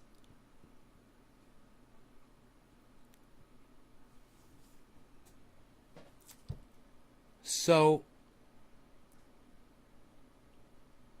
you know, XRP is really hot right now. It's $1.13. Eagled is doing great, man. I bet you I'm making money off Eagled right now. Holy fuck. Eagled is at plus 20%. $165.89. Let me see what I bought Eagled at.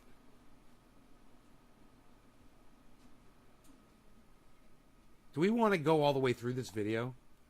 I I'm so sorry. I don't even know what to say, but like that doesn't mean you can shut down the rest of society. And I would like them to prioritize approving a vaccine for kids over, pushing booster shots on a population that probably doesn't need it. I just want to give you some numbers to underscore this again. This is from an epidemiologist, Ellie Murray at Boston University. Dr. Murray says, together the new studies indicate overall vaccines have an effectiveness of roughly 55% against all infections, 80% against symptomatic infection, so that you even know you have it is 80%, and 90% or higher against hospitalization. That's really pretty good. That's what she says. Those numbers are actually very good. The only group that these data would suggest boosters to me, is the immunocompromised, possibly the elderly as well. So those are just the straight numbers. Still, these vaccines work extremely well when you're talking about hospitalization and death, and even symptomatic infection at all. So that's kind of the bottom line. Surrounded by Keith, how much of that did you buy? At $4.23. Oh, now it's at $7.50. Did you cash out when it hit $11, bro? Let me know. With the boosters, make your own decisions about it. If you're a person who's in a higher risk category, then no, don't make your own fucking decisions about it, man. Jesus fucking Christ, this is so fucking stupid. The things that these people tell you will get you killed. I don't want to listen anymore. I'm taking them off the screen because it's detrimental to my fucking audience to listen to this misinformation. Fuck them. Wow, man.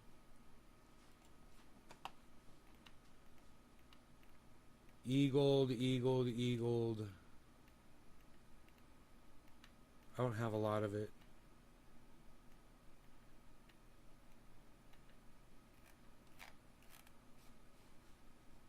I don't even know where it is here.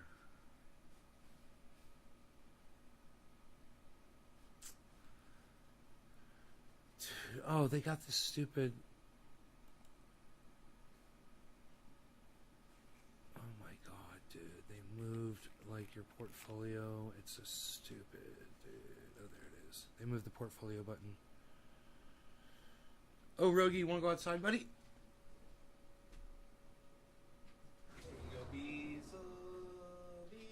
It's nice out. 81 degrees. For now. Alright, Eagled.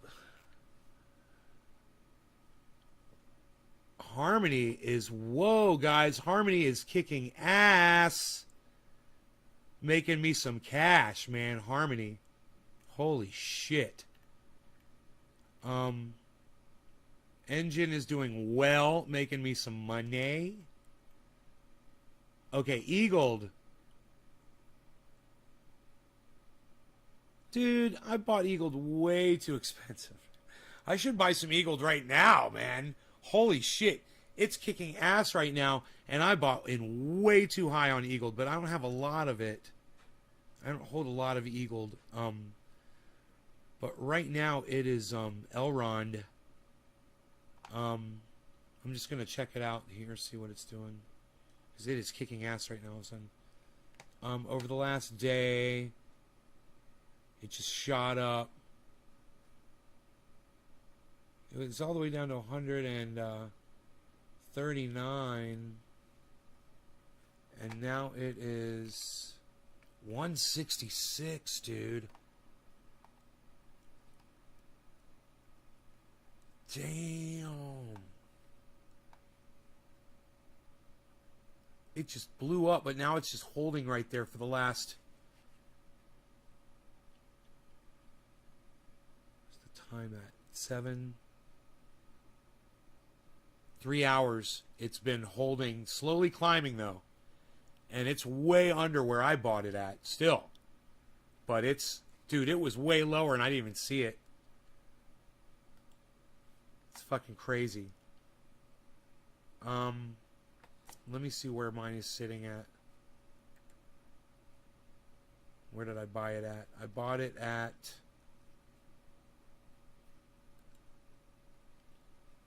Binance.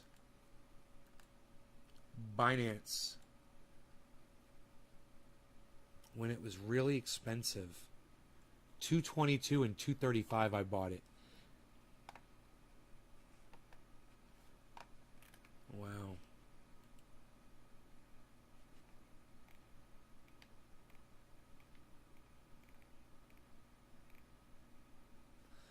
That would be one I would recommend. It's at fucking 20% today. 20% up today, guys. And it's way below where I fucking bought it at. So I would recommend that stock, that coin, Eagled, EGLD.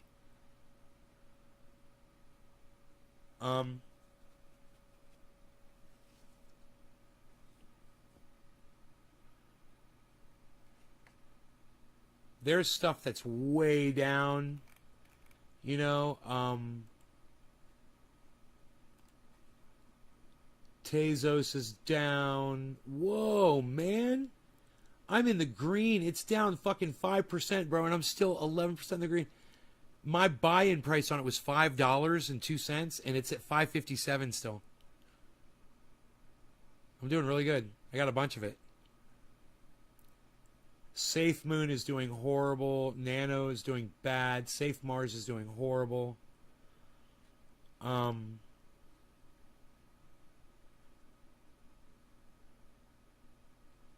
Internet Computer ICP is doing horrible.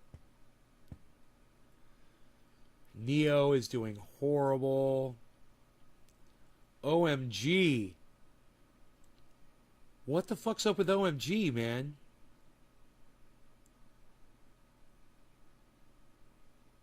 Huh. It's plus... Well, okay. I see what's up with OMG.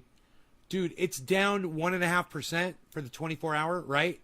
My buy-in is $5.30. It's at $6.43. So I'm doing really good on OMG, man. What's funny is I don't have a lot of it. I've just got a couple $100 worth. Shiba Inu, way down on that. Qtum, doing horrible on that one. Okay, here we go, guys. Stellar XLM, guys. What's up with that? My buy-in on it is 41 cents, and it's at 33 cents right now.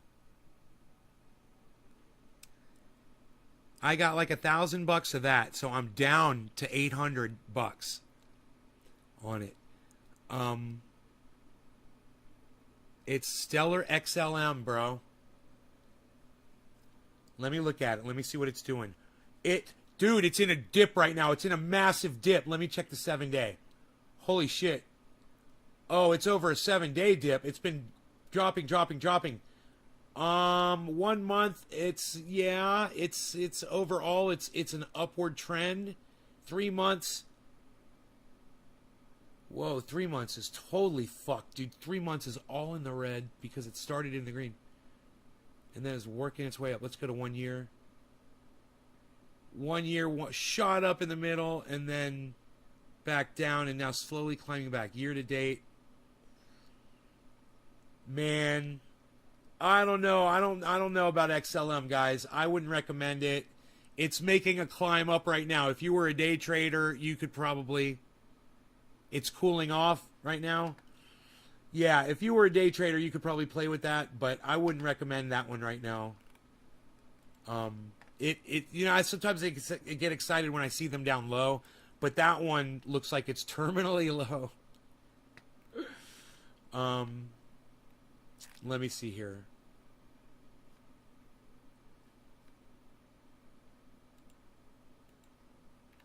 We were at XLM. Okay. Polygon is $1.39 right now. My buy-in on Polygon is 98 cents. Making a killing off of Polygon Matic right now. Fucking slaying it.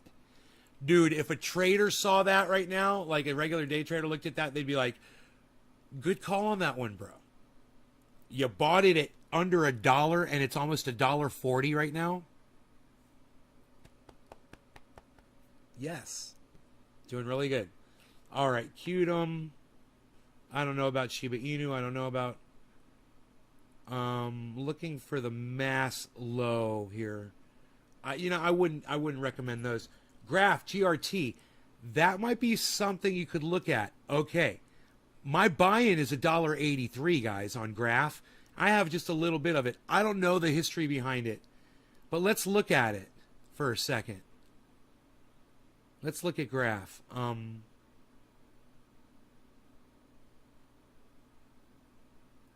Because it's really cheap. It's $1 under what I bought it at.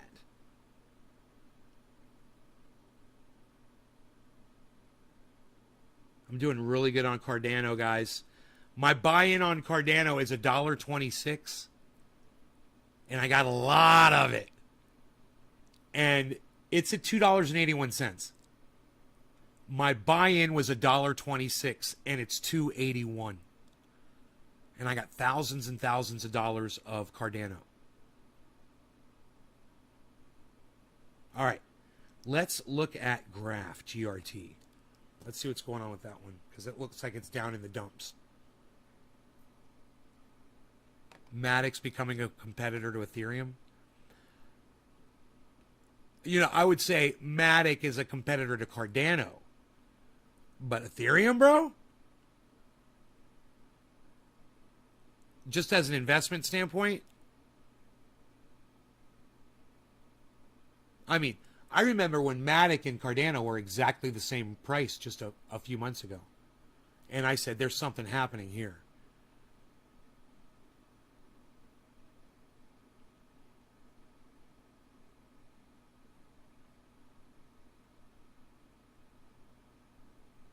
You don't know what you're doing? Yeah, because you're trying to fucking day trade. You haven't lost any money as long as you leave your money in. Don't sell it when you drop out, right? Yeah, don't sell your Solana. Dude, you need to spread that shit out, man, across a whole bunch of different cryptos, not just Solana. You should have $20 in Solana, $20 in Bitcoin, $20 in Ethereum. You know, if all you're playing with is $400, break it up into like $100 in Bitcoin, $100 in Cardano, $100 in Ethereum, $100 in, if you want Solana, you know. Oh, you pulled your money out? You pulled $62 out, bro? This is why I don't understand why people do this shit. What the fuck are you thinking? You think that Solana's never going to go back up in price, bro? Where is it right now? Am I monitoring it? I don't know if it's on the list. Jesus fucking Christ, dude.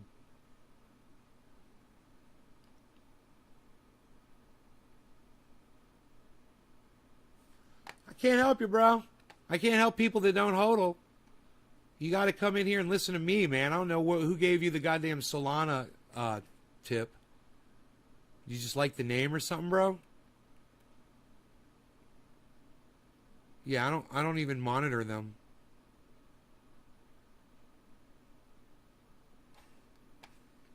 You're kind of hard to talk to, aren't you?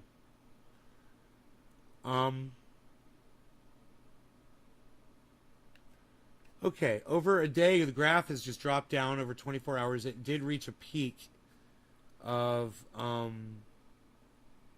92 cents. Over the 7-day, it's been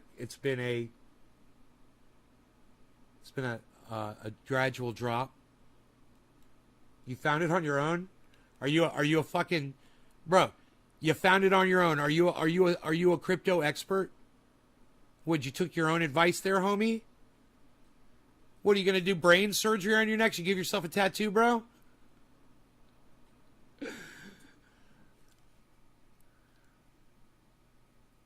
1 month looks very good.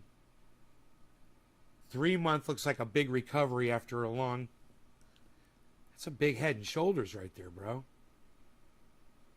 Graph's about to have a fucking breakout, I would think. If this is, dude, can you apply head and shoulders over 3 month? Where the fuck is Killer GB at? Can you apply a head and shoulders over 3 month? Or does that only work on like 1 day shit? The low was 80 86 cents on Graph, and right now it's 88 cents. Let's still do a little research on the Graph. All right, so let's go to thegraph.com. HODL, right. You said too late. Does that mean you already pulled your money out of Solana? I would never do that. Never pull your money out when a coin is low. Right? You only pull it out when it's breaking even or at a profit. If you got to do something like that. You know? Okay, APIs for a vibrant, decentralized future. The Graph is an indexing protocol for querying networks like Ethereum. Here, you guys want to see this with me? The Graph is an indexing protocol.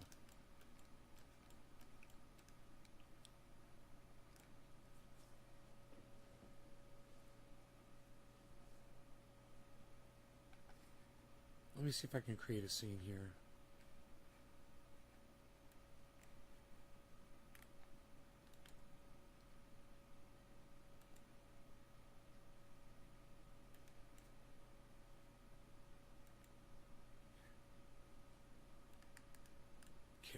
Let me just say,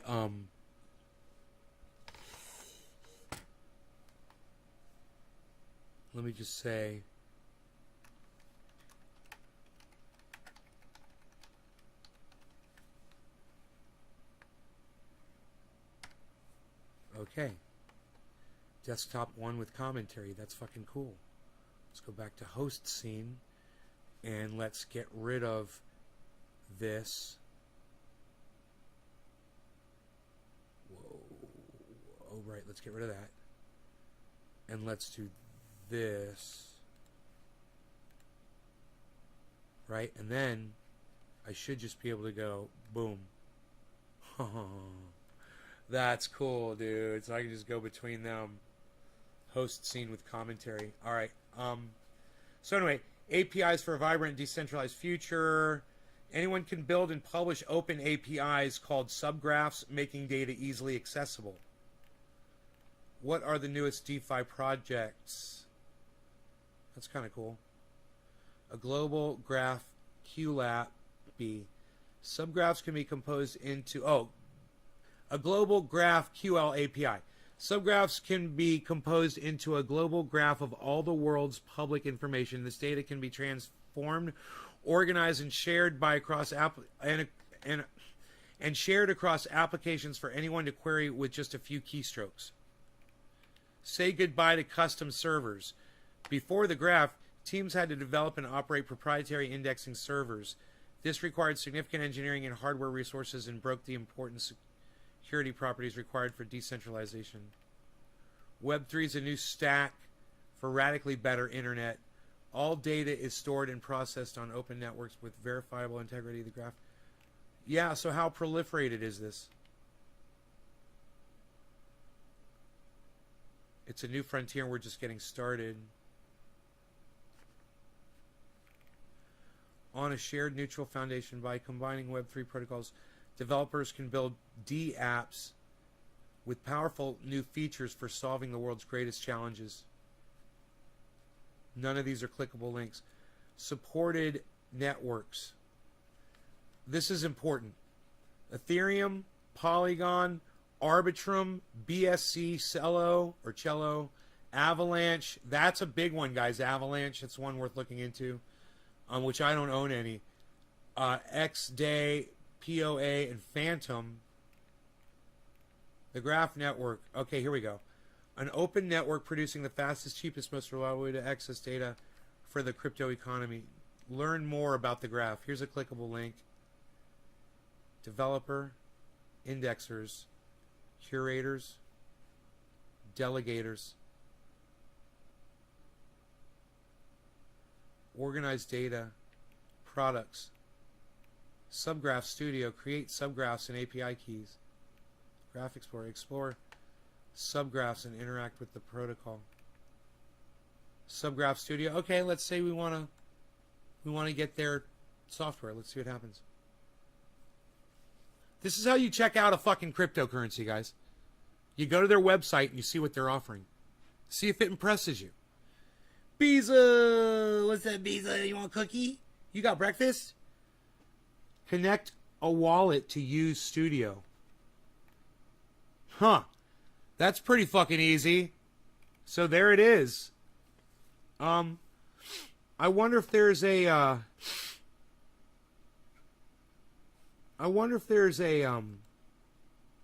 explore subgraphs, create subgraphs about the graph. Here we go.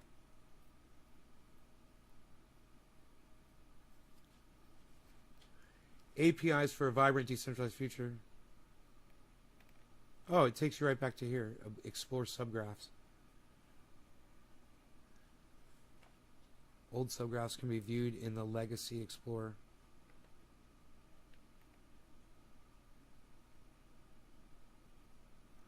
Dude, they made sushi here? They made synthetics here? Are you fucking kidding me? Is that what this is? These are subgraphs that are published on the Graph Network. And it says Sushi Mainnet Exchange was published here on fucking the Graph.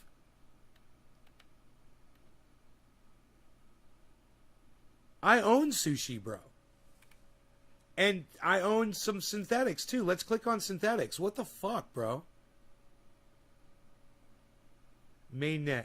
Synthetics is the backbone for derivatives trading in DeFi, allowing anyone anywhere to gain on-chain exposure to a vast range of assets.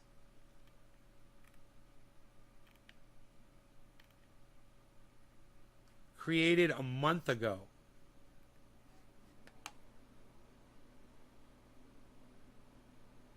Huh.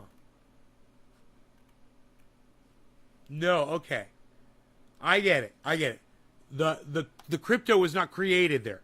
They've created a graph there for their crypto. That's what's up. Okay. I understand it now. Sushi Mainnet Exchange aims to deliver, created a month ago. Last updated 17 days ago. Huh. That's interesting.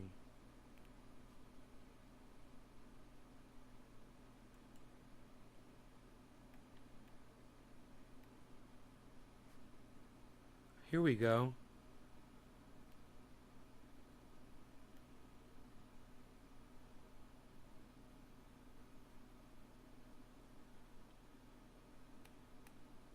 Indexers.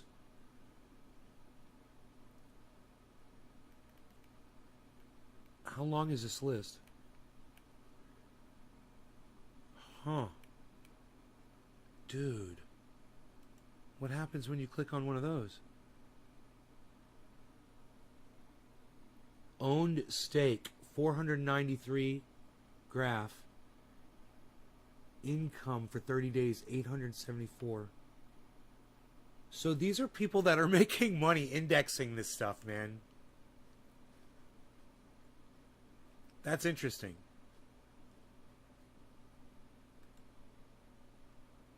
And it shows you how much money they're making. Stake total 493,000. Income total 22,000. This is just this one. I assume it's a user or a server.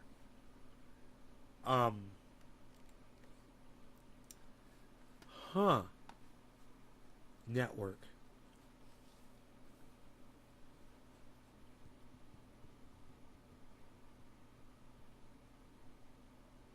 Minted GRT 10.2 billion.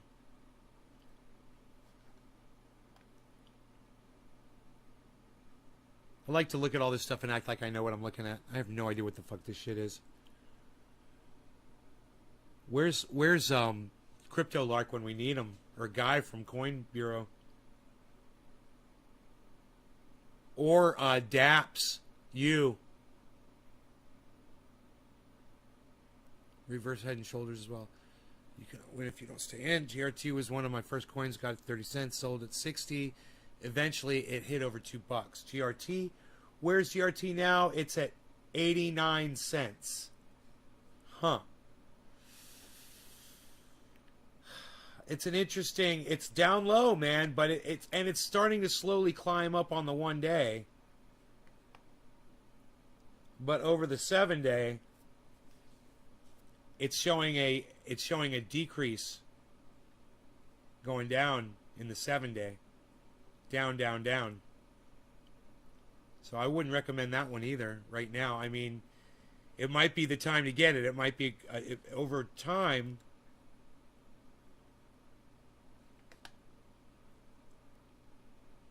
Dollar. It was here at $2.52. It was even higher, but I can't get it up there. It says $2.53 at 4.1 billion volume. Now, the volume, dude, the volume is down to 129 million.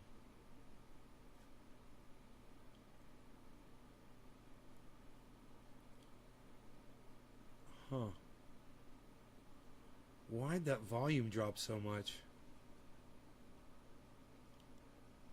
That would be something we'd want to find out the answer to for sure. You know?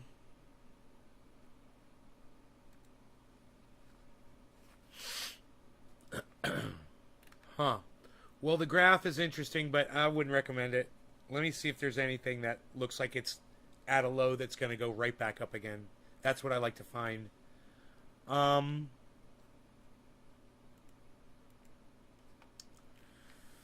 We got down to graph. Okay, then we got crypto.com.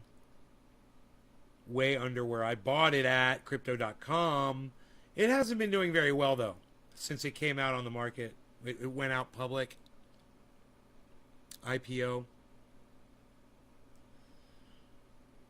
1 inch is way under what I bought it at. Oh my God. I bought 1 inch at $6.22. It's $3.13. I wouldn't recommend it. I'd have to look at it. Polkadot is way under what I bought it at. Holy shit. What is going on with Polkadot, man? Dude, I got Polkadot at $32.83. It's at $25.40. Now, that is one I could recommend, guys. You want to pick up some $25 Polkadot? What was the low here? $24 over 7 days. $23, man. Dude, over the month. Dude, you guys, Polkadot. I would totally get Polkadot, man. That's the one. That's the one I would recommend right now. $25.40. Let me find out where I purchased my Polkadot at. I would totally look at Polkadot, everybody. It's way down, man. It's going to come back up. Polkadot.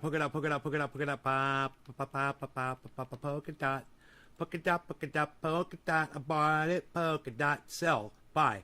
Where did I buy it at? Polkadot. Crypto.com. Crypto.com. No fee. Why does it say, oh. Why does it say no fee at Crypto.com? That's weird. Right, it was in March, right? Bye. Polkadot. Exodus. No fee on Exodus. I might be heading over to Exodus to buy some Polkadot. Where else did I get it? Crypto.com. No fee. That was my first 30 days, no fee, you know. No fee. Crypto.com. Crypto.com. So you get Crypto.com. And you can get it at Exodus, for sure. That's where I got mine. So, yeah, I'm going to buy some right now. Fucking crazy. You got to buy some fucking 25-cent Polkadot. Dude. Are you kidding me?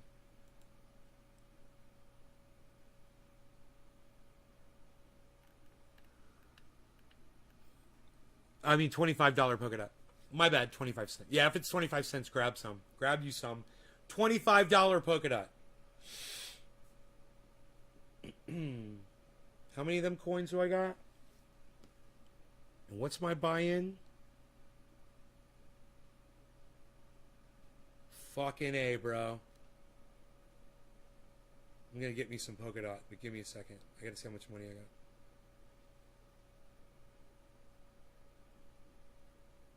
Why is it so hard to find that page? There it is. I bought back SC Saya coin. What?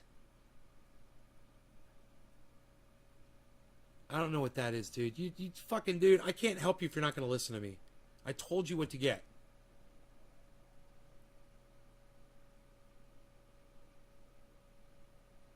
Everyone you know has polka dot. What'd you buy polka dot at, Keith? God damn it.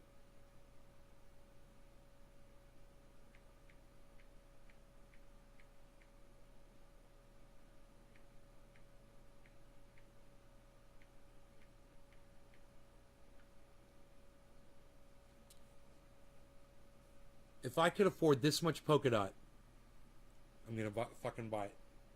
Yes, I'm fucking buying it. I'm getting me some fucking polka dot. Now the question is where am I gonna get it at? I'm thinking Exodus.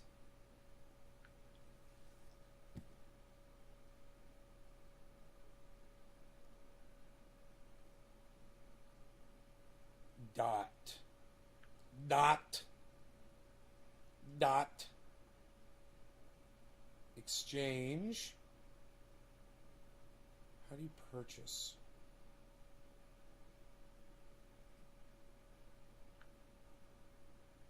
Enter amount. Send dot. Receive polka dot. How do you purchase it? Send dot. Dude, I don't know how to purchase on this stupid fucking app. Motherfucker. Motherfucker, dude. Motherfucker. I don't know how to purchase it on this. Why is it so hard to do? Why can't I purchase it, man? What do I do? Exchange. I want polka dot. I want to pay cash for it.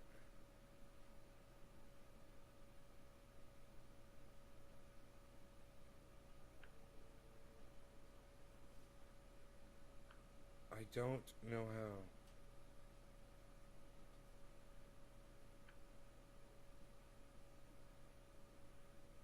Isn't that funny? I don't know how to... I guess I got to go to their website. I don't know how to do it on the app.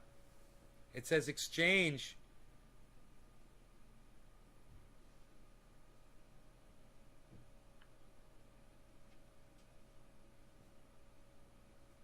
Oh, no. Received, sent. I'm so confused.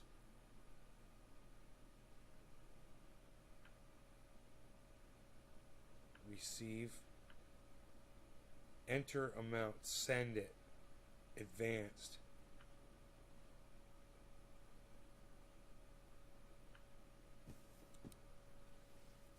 What'd I say? Crypto.com? Dude, I think I'm going to go to my computer and do it. Because I don't want to use Crypto.com if I can possibly avoid it. Wait, I can find out where all the places I can get it too. Just click on, go to coinmarketcap.com, right? Click on Polkadot, and then when you get to Polkadot, click on Market, and it tells you everywhere you can purchase it. Binance. I don't trust fucking Binance. Kraken, KuCoin, Gate.io. Man, you can get it everywhere. It's everywhere. Coinbase. Bitfinex. It's just about everywhere, man. Coinbase. Why didn't it say crypto.com there? Isn't that weird? Where's the dot at? Polka dot. All right, how much of this shit do I got now? That's how much I want to buy. I want to buy how much I have and see how much that lowers my buy-in price at. Do like an experiment here because I don't know what it's going to do. If I was a mathematician, I would know. Okay, so that's my buy-in is $32.83. It's at $25 right now. And I want to just get the amount of where it is. So I'll get, because I'm figuring in the fee right now.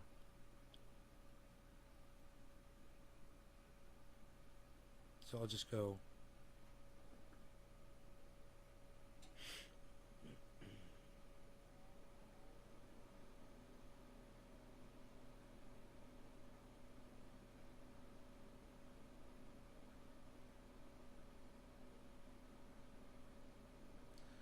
Dude, why won't you let me type in the fucking number? You guys suck so bad. Okay, I gotta figure out how many polka dots I need. Okay, that's too many. That's not enough.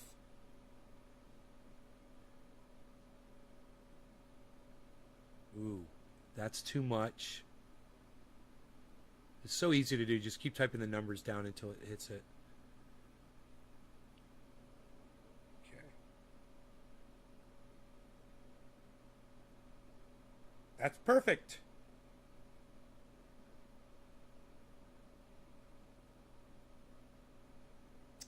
Man, their fee is $107.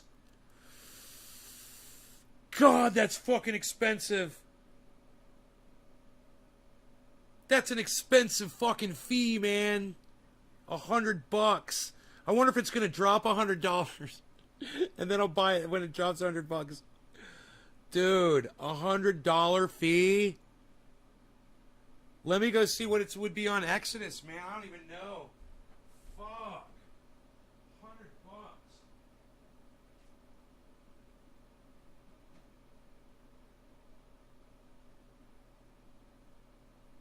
All right, I got it up right here.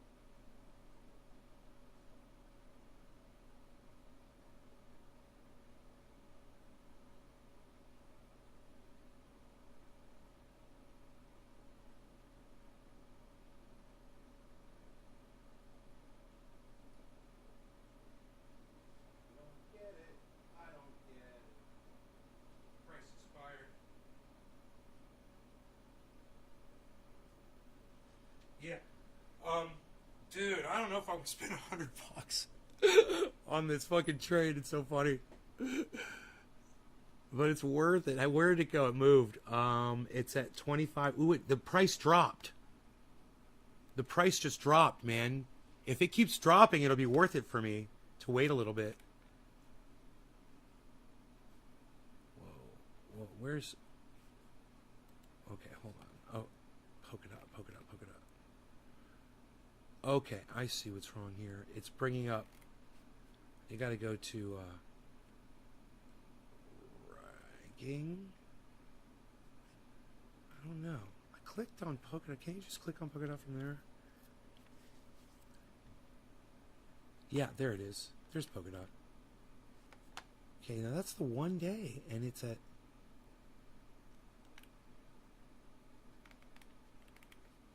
It was down to 24.42. It was down to 24.42. Now it's 25.44. If it goes back down again, man, to 24, it'd be worth it for me. The amount I'm getting, I'd save more than $100. You know, so it would make that fee kind of justify the fee. I'm still paying it, but it's almost like, is it going to drop under? It's at 25.41 right now. If it drops to like 25 cents, that would make a big difference.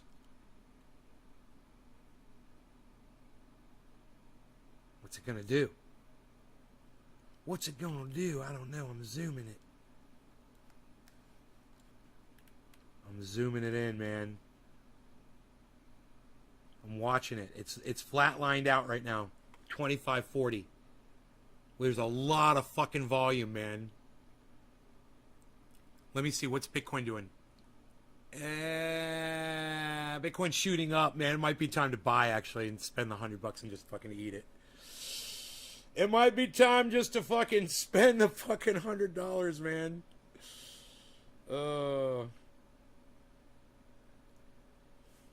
It might just be that time. Hold on a second.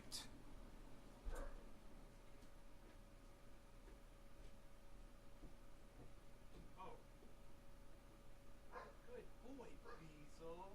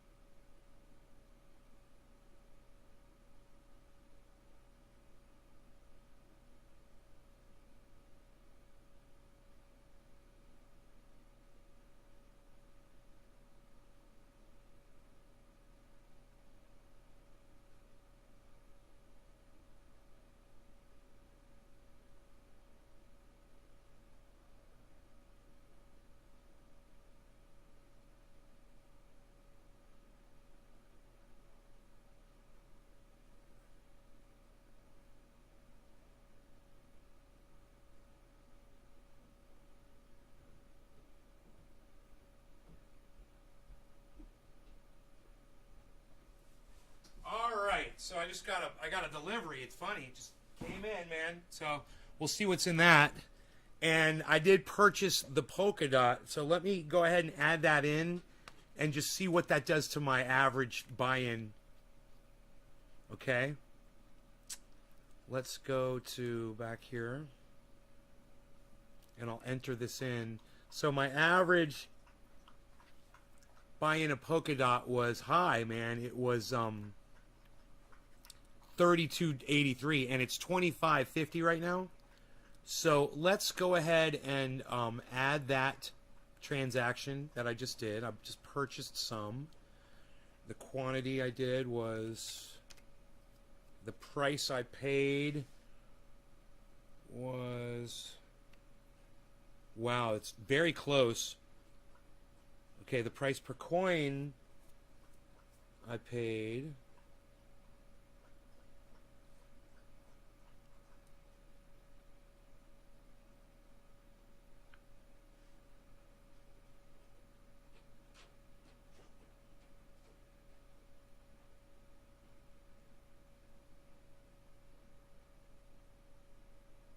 Oh, there it is.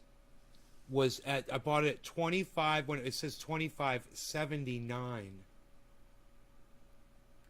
Well, that's fucking crazy. They fucking jacked me on that, didn't they? They fucking jacked it up so high. It's still at $25, so, but fucking bastards, dude. They get you, man. They get you every way they can. I forgot about that. So we got to add in the fee.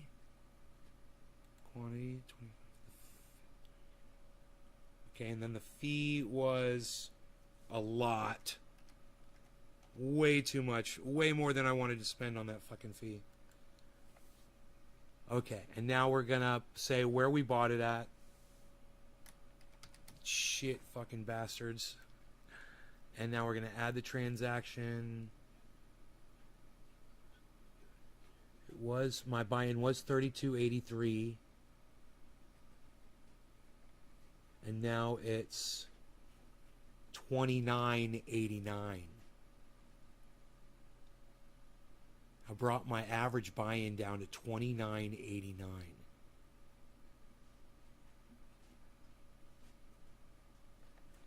So, that helped my portfolio a little bit. And I got some other purchases that I haven't entered in CoinMarketCap, just for fun. Little bonuses, little Easter eggs that I'll find, down the road.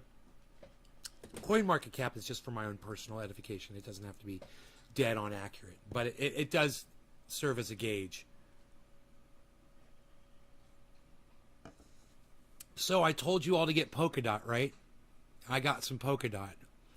And they got me at $25.75, and it's at $25.58 right now.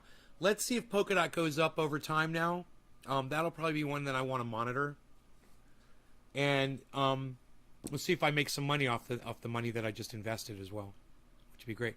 This is cash that's not doing anything for me sitting in a bank, right? I move it onto Polkadot that's down right now, and Polkadot starts going up percentage-wise. Right now it's down negative almost 8%. For the day, it's looking, it's a 0.5% down. But that turns around, and I'm instantly making money on it. It'll be a beautiful thing, man.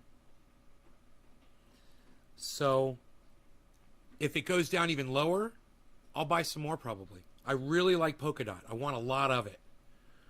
There's certain coins that I feel really good about that I want a lot of, that I've heard really good things about. Cardano, Ethereum, Polkadot. I feel really good about that. Matic. Really good about those. I don't mind having a nice amount of Doge either, just for fun. You never had fees that high?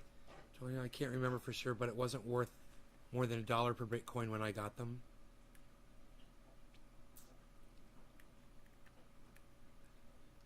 Two free Bitcoins that were only worth 1 cent each, I believe at the time. I've looked everywhere to find out where I had it stored, and I don't remember. Plus the key code I wrote down on paper is long gone. And early, I can't remember for sure, but it wasn't worth or more than $1 per Bitcoin when I got them. Yeah. So Wild Child Tarot is one of those people when they say there's a bunch of lost Bitcoins that'll never be recovered. She's one of the people that lost some of those Bitcoins that are out of circulation forever. They'll never be recovered. Think about that. Because Wild Child Tarot dropped the ball. There's 2 Bitcoins that'll never be in circulation. That's a lot. And one day, those Bitcoins might be worth $1 million each.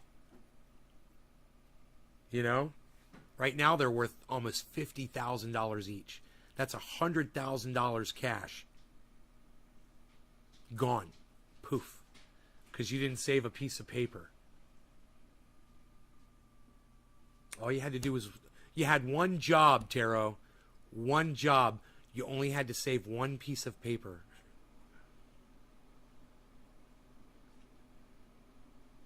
It's crazy.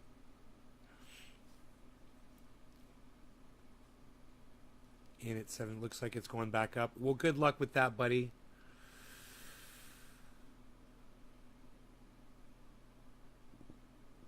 I hope it does. I'm looking at. I'm using Bitcoin and Ethereum right now as kind of like a base, just to kind of as a reference, and they're both headed upwards.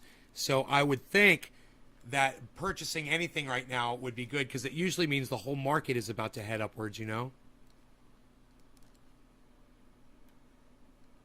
Cardano looks like it might be hooking towards upwards.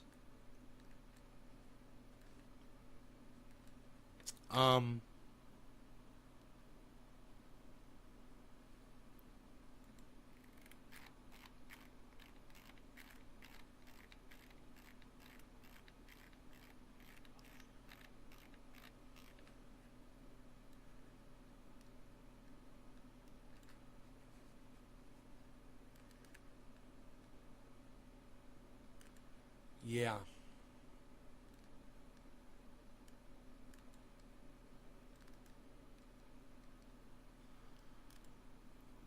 Wow. Wow. Dude, yeah, Bitcoin just shot way up $200. And Ethereum just shot up $20.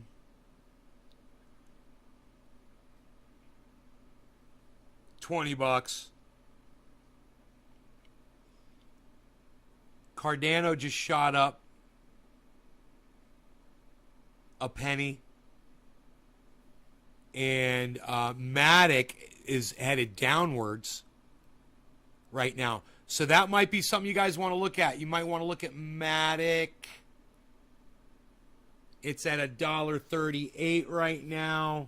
$1.39, just went to $1.39. Matic. Remember I was telling you to buy it at $1.61? Yeah, yep, I'm more of those people.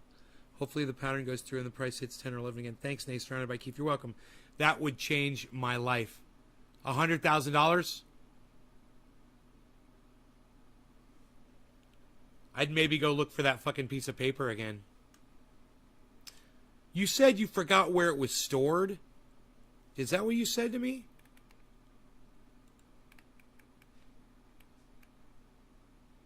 I can't remember for sure, but it wasn't worth... Wait, you said... You said... I have looked everywhere. I was given 2 free Bitcoins that were only worth 1 cent each, I believe at the time. I have looked everywhere to find out where I had it stored. Huh. You don't even know where you had it stored. Okay. That makes it really hard. I mean, the thing is, back in 2012, there weren't a lot of places you could store Bitcoin. It's probably, you know,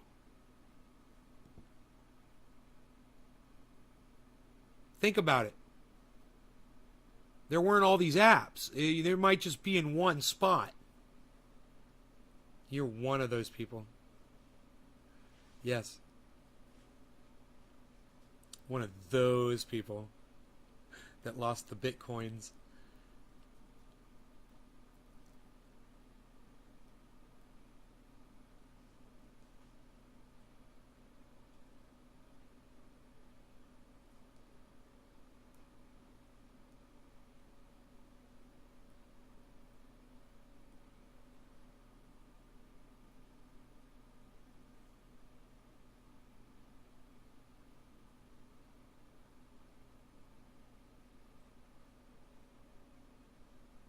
God, Cardano is kicking so much ass right now for me. Harmony One is kicking so much ass for me right now. 3 times what I paid for it. Harmony One. I bought it at 4 cents.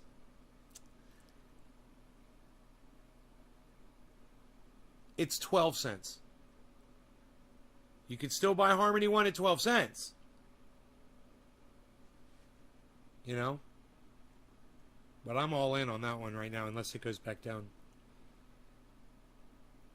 Polkadot was a different story. I'm all in on Doge. Ethereum. I'm all in on Matic, Polygon. You never know, man. If it drops under my buy-in, I would get more Matic, Polygon. But I don't know if it's ever going to go under where I bought it at. Cardano, I don't think it's ever going down where I bought. And then Bitcoin is under my buy-in, but I haven't added some of my Bitcoin purchases that I've recently made either, so it's a little lower, but it's not going to be much. Litecoin is way under what I bought it at. And I own a lot of Litecoin. Let me look at Litecoin right now.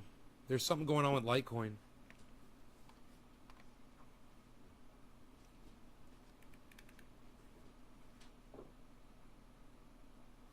Ow, man, I got this weird headache. I probably have to eat. Probably have to feed my dog. I should probably look and see if he's got food. Dude, why is it so hard?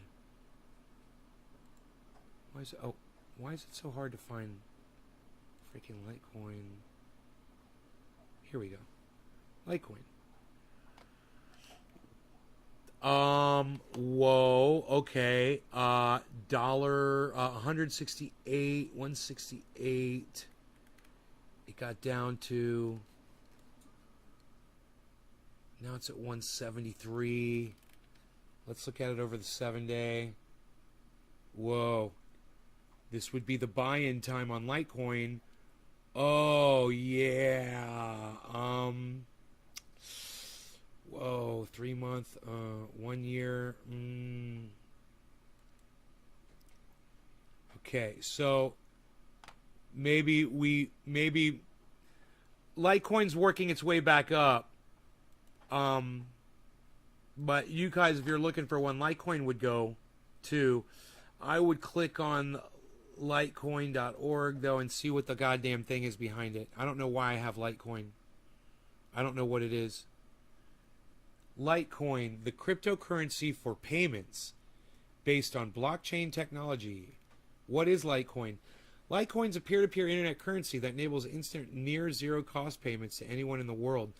Litecoin is an open-source global payment network that's fully decentralized without any central authorities. Mathematics secure the network and empowers individuals to control their own finances. Litecoin features faster transaction confirmation times and improved storage efficiency than the leading math-based currency with substantial industry support, trade volume, and liquidity. Litecoin is a proven medium of commerce complementary to Bitcoin.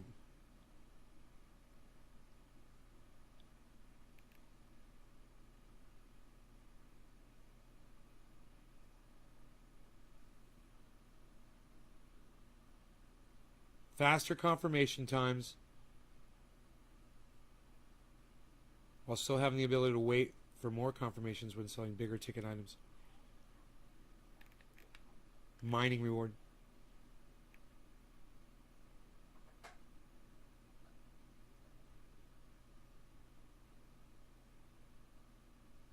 Litecoin network is scheduled to produce 84 million Litecoins, which is 4 times as many currency units as Bitcoin. So they're saying they're going to be around a long time.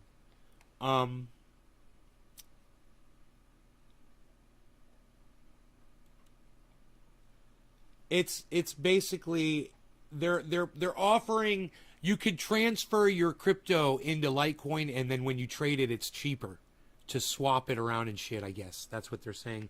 The advantage of Litecoin is. What I would do right now before dropping any money on Litecoin, I would go on the internet and try to find, let's do it. Look, I'll show you what I'll do. I'll go right to Coin Bureau, and I'll type in Coin Bureau Litecoin. Right? Here, check this out.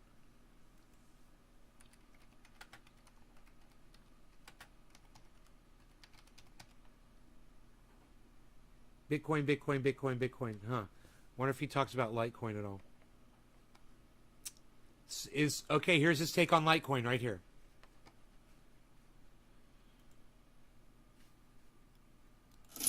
There are over 7,000 cryptocurrencies and counting. Each has its own use case and tokenomics. Now, in theory, these two factors are meant to be the selling points for that coin or token.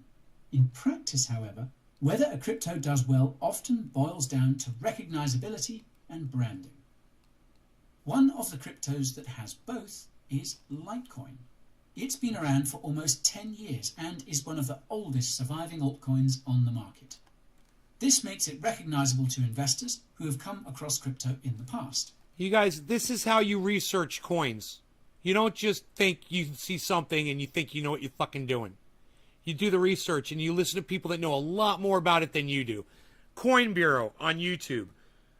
The Crypto Lark. Lark Davis on YouTube. Benson Crypto on YouTube. Really good analysis on stuff like this.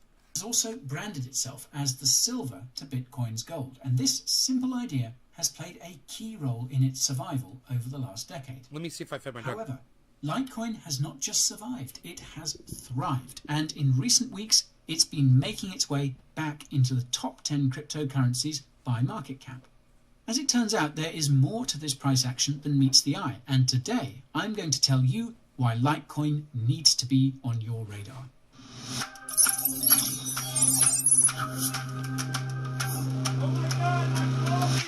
I need to hit the brakes because there is a disclaimer I need to state. Financial advice is great and all, but all I preach is DYOR. Nothing in this video is investment advice, it's just educational content, and I hope that will suffice. If this is the first time you see me on stage, my name is Guy and I am a crypto sage. This channel is my crystal ball, and if you look into it and ask for quality crypto content, you'll get it all. DeFi, NFTs, coins, tokens, FUD and FOMO are just a few of the things discussed here at the Coin Bureau. If you want to make the most of this bull run, subscribe to the channel and ping that notification bell just for fun. You can see the flow of today's video by using the timestamps in the video timeline that I've left below. Feel free to skip ahead if you need to. Just know that watching the whole way through will help this video get more views. This disclaimer is getting a bit annoying, so let's get down to business with Litecoin. Litecoin was created by software developer Charlie Lee. Charlie holds a master's in computer science from MIT and worked as a software engineer at Google before becoming one of Coinbase's earliest employees, serving as engineering director until 2017. Charlie is also an avid poker player, and this happens to be why he got involved in cryptocurrency in the first place. In April 2011, regulatory authorities in the United States cracked down on the largest online poker websites in the country, effectively shutting them down for good. This made Charlie, quote, realize the importance of the freedom of money, and this inspired him to begin dabbling in Bitcoin and other cryptocurrencies. It didn't take long for Charlie to see the same thing we see in crypto today, hundreds of shitcoins that exist for no other purpose than to enrich their creators. That's why Litecoin had a fair launch in October 2011 with no pre-mine. This means no LTC was allocated to Charlie or any of the other chaps working on Litecoin before its launch. Charlie mined Litecoin along with everyone else in the crypto community in much the same way as Satoshi did with Bitcoin in 2009. As the name suggests, Litecoin was designed to be a lighter version of Bitcoin. Whereas BTC is a store of value, LTC is meant to be the sound money that people will use for everyday payments.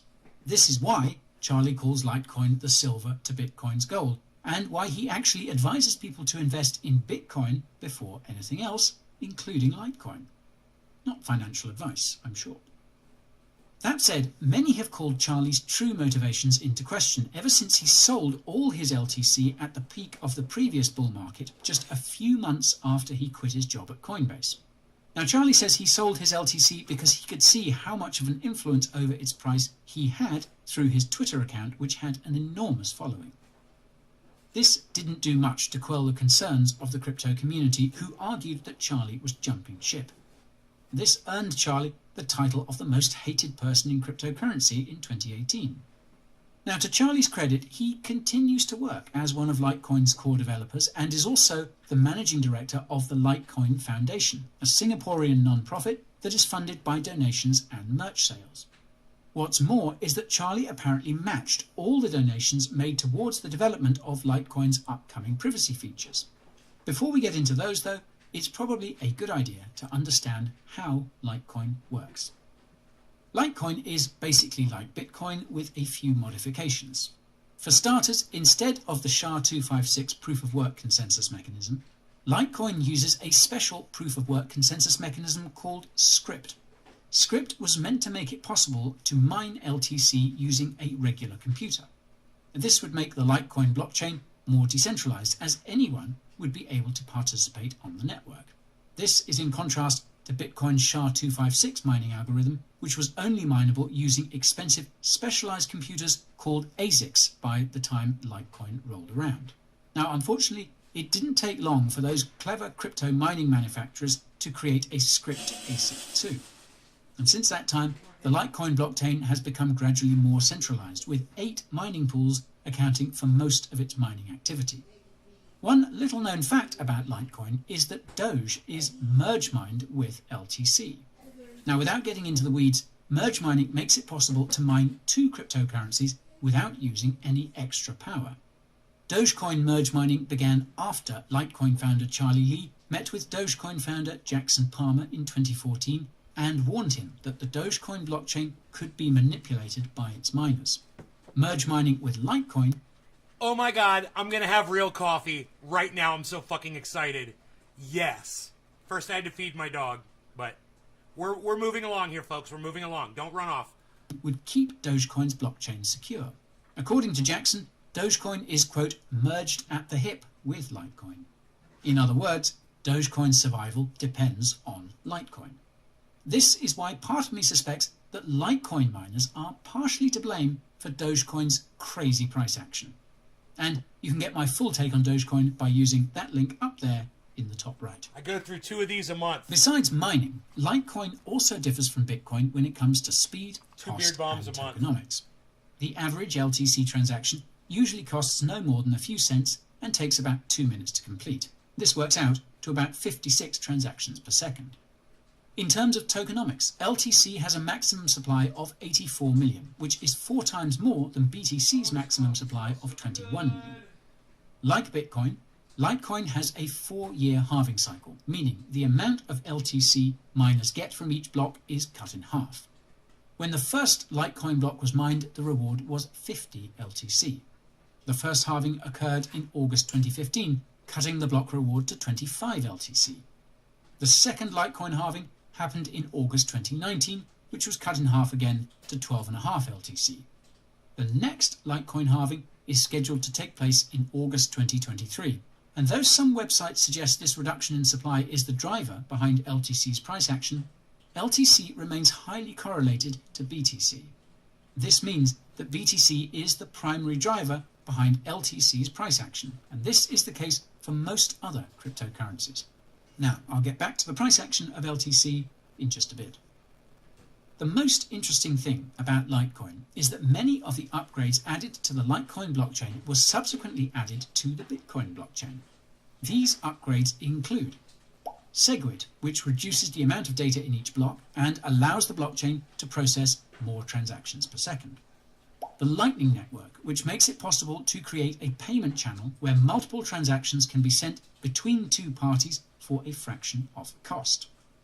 And Atomic Swaps, cross-chain smart contracts that make it possible to trade different cryptocurrencies directly peer-to-peer. The next tech to be added to the Litecoin blockchain is a privacy protocol called Mimblewimble. Any Harry Potter fans watching will know that Mimblewimble is the tongue-tying curse that scrambles a person's speech. The Mimblewimble privacy protocol was proposed by an anonymous developer in 2018, and it's the same protocol used by the Grin privacy coin. Now, how Mimblewimble works is outside the scope of this video, but the short of it is that it hides the wallet addresses involved in the transaction. Only the total amount transacted between them can be seen.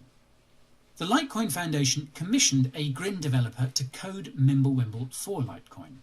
This code was completed in March and is currently being audited in preparation for implementation. In contrast to privacy coins like Grin, privacy will be optional on the Litecoin blockchain. This will be possible thanks to another technology called extension blocks. At the conceptual level, you can think of extension blocks as being a sidechain or layer 2 for Litecoin. If you want your Litecoin transactions to be private, you can send your LTC to the Mimblewimble extension chain that runs parallel to the Litecoin blockchain and transact on it instead. The cool thing about Litecoin's Mimblewimble implementation is that the small amount of data it handles when sending a transaction means it could double Litecoin's TPS when transacting in private. Moreover, exchanges are not obligated to support the Mimblewimble chain, meaning there shouldn't be any risks of LTC getting delisted the same way other privacy coins have been in recent months. Now, speaking of LTC, it recently surpassed its previous all-time high of $355 and is showing no signs of slowing down. This is for many reasons.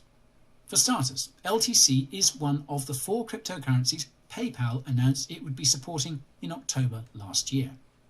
More recently, PayPal announced that it will be allowing US customers to pay for goods and services using crypto, which includes LTC. LTC can already be used to pay for goods and services in the United States via the Litecoin Visa debit card introduced by the Litecoin Foundation last summer. Oddly enough, Flare Network also recently announced that it would be airdropping its Spark token to LTC holders. Now, for those unfamiliar, Flare Network is a cryptocurrency project funded by Ripple's investment arm that's looking to add smart contract functionality to XRP. It seems they're looking to do the same for LTC, and I think I have a hunch as to why that might be. I'll explain why at the end of the video. In addition to retail investors, LTC has also seen its fair share of institutional interest over the last few months. Most of this money has come through Grayscale's Litecoin Trust, which apparently bought up 80% of all the LTC mined in February. Institutional demand for LTC has been so high that they have been paying a whopping 18x premium for exposure via Grayscale's Litecoin Trust. Now, according to Charlie Lee, Grayscale alone is likely holding more than 3% of all the LTC in circulation, and that was back in March. In April, Litecoin ETPs started trading on stock exchanges in Germany and Switzerland, both of which are physically backed, i.e. the issuer of the ETP has to buy an equivalent amount of LTC. To top it all off, many expert investors believe that retail traders were converting their Dogecoin profits into Litecoin on Robinhood. This is the apparent driver behind LTC's most recent price pump. Does Robinhood have Litecoin? If you're wondering how high LTC could go, well, this really depends on BTC. If BTC pulls a 2 or 3x, I reckon we would eventually see a similar move for most large cap alts, including LTC. Compared to other popular cryptocurrencies, LTC has the edge when it comes to tokenomics. A maximum supply with a low emission, no pre-mine, and an equitable coin distribution. Charlie Lee also claims that he still doesn't hold any LTC beyond what he needs for testing things like new payment methods, large cap alts, including LTC. Compared to other popular cryptocurrencies, LTC has the edge when it comes to tokenomics. A maximum supply with a low emission, no pre-mine, and an equitable coin distribution. Charlie Lee also claims that he still doesn't hold any LTC beyond what he needs for testing things like new payment methods and Mimblewimble. Unfortunately, there's no way of knowing for sure because Charlie has not made his wallet address public like Ethereum's Vitalik Buterin has. Vitalik is a billionaire now, by the way.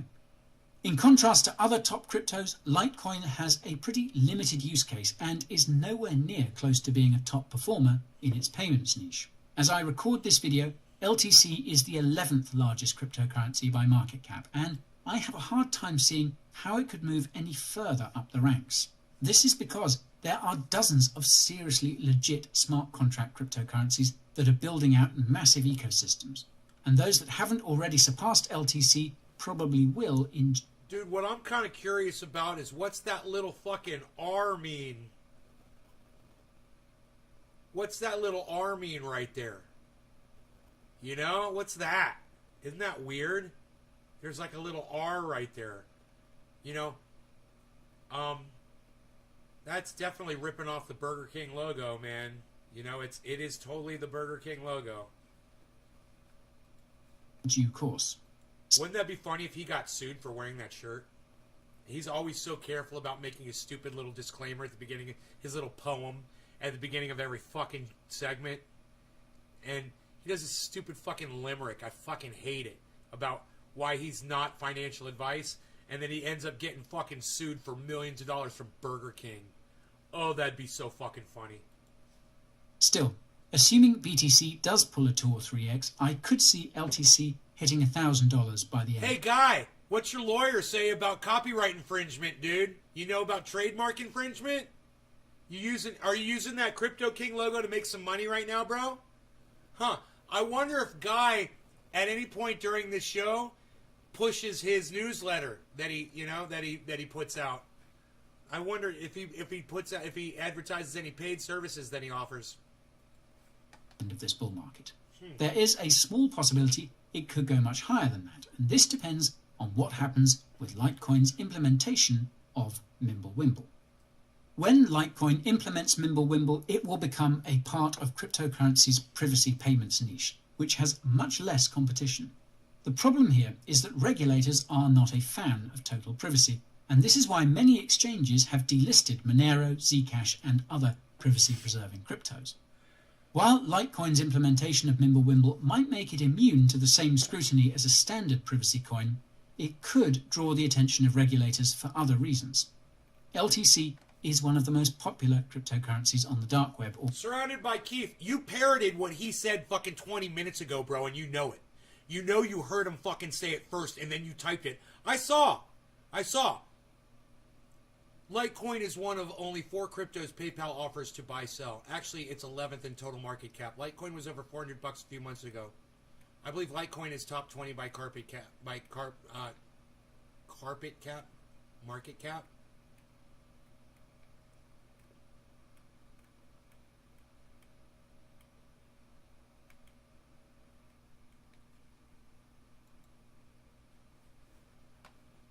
He literally said it at the very beginning of the video, and you know he did. I heard him say it.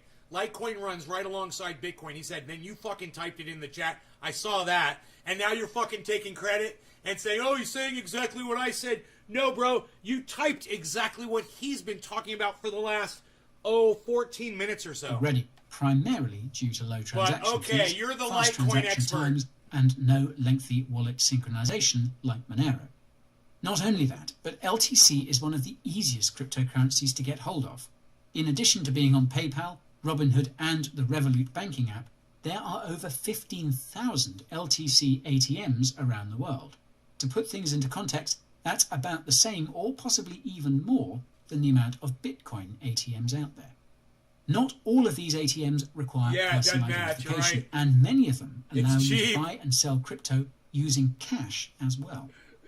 Taken together, this means that when Litecoin adds support for Mimblewimble, LTC could unironically become one of the best privacy-preserving currencies on the planet. This is an insanely bullish case for LTC, but the regulatory backlash could crush that momentum overnight. So this begs the question, why the hell are institutions buying so much Litecoin? Well, I can't say for sure, but I can think of a few reasons. I hate you, For starters, Chris. I hate you, Chris. There's that recognizability and branding. Litecoin is everywhere, and it's been around for a long time. The idea that LTC is silver and BTC is gold is a hard one to kill. Many institutional investors who were paying attention in 2017 probably remember the classic BTC-ETH-LTC combo. Even if this is their first encounter with crypto, the fact that Litecoin tends to follow Bitcoin wherever it goes means LTC constantly gets exposure and validation. Oh, you meant the as PayPal controversial part? as privacy is, fair enough, bro. Fair enough, surrounded by Keith. Fair enough. I'll give you that. institutions seem to be big fans of it, so much so that Grayscale is trying to put together a Monero trust. Now, this actually makes a lot of sense when you think about it. If you have millions of dollars in crypto, would you want your friends, family, clients, or customers to see your wallet balance every time you make a transaction? After all, if the government phases out all the cash and kills privacy, how will all the big banks and businesses continue to engage in, shall we say, extracurricular activities? Extracurricular. Anyways, besides Mimblewimble, Litecoin doesn't seem to have much else on the horizon, and an actual date for implementation has not yet been set. Like Bitcoin and Ethereum, Litecoin is open source, and anyone can submit a Litecoin improvement proposal, or LIP. Surprisingly, there are only 3 LIPs, and the 2 that are yet to be enacted relate to Mimblewimble. What's even more concerning is that the Litecoin GitHub has seen next to 0 activity in recent months. However, this seems to be because most of the activity is taking place on the Litecoin Talk forum, which has been incredibly active as of late. Litecoin's core developers also seem to be quite active on Reddit. Right, this video is from May 18th. It's not that old. It's May 18th. And one of them recently noted that they're in the process of putting together a concrete roadmap. Flare Network is also scheduled to airdrop its Spark token to Litecoiners in June, and this could turn Litecoin into a hotbed of new decentralized applications. If you guys are looking for an investment, Litecoin sounds great right now. It's down. And you guys could totally consider Litecoin right now. It's another good one that you guys could think about, all right? There's a good one for you. I hope that helps y'all. I know you guys, you think you find good buys and something sounds good and you jump on it and whatever. But you got to get multiple sources, right? And you've got to do your own research.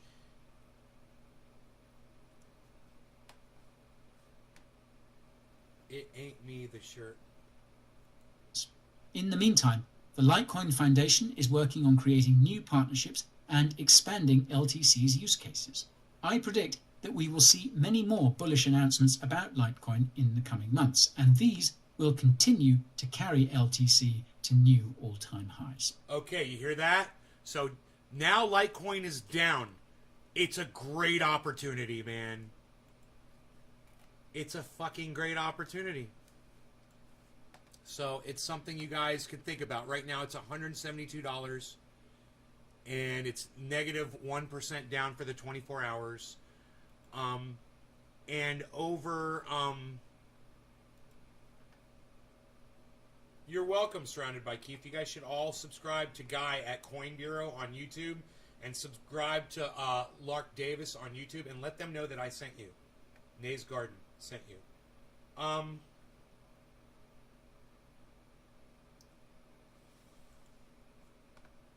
Let's just look at Litecoin again one more time.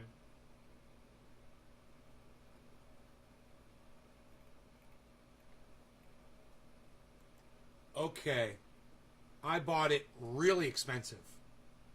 Right? I paid double what it is right now, just about. So, it's 173.22.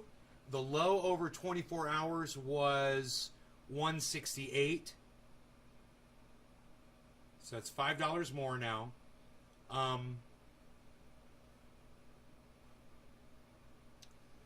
And when you look at it over all, it's had spikes, just like Guy says. It goes up and it goes back down due to announcements that are being made by the company. But he says there's going to be a lot more coming down the road in the future, which means it's just going to go up over time. It shows a gradual increase. I'm looking at it right now.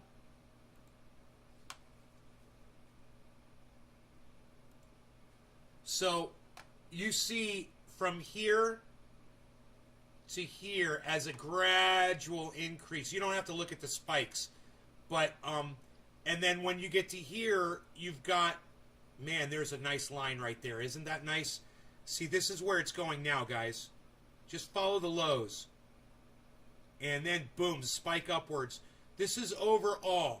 So there is a nice fucking spike happening, and that usually happens right before one of these. I'm not saying it's going to happen right now, but I'm saying Litecoin is looking wow. So I'm going to just delve back into my portfolio and see where I purchased my Litecoin at and see how much I got. This is a really good time to purchase Litecoin, guys. I've got a lot.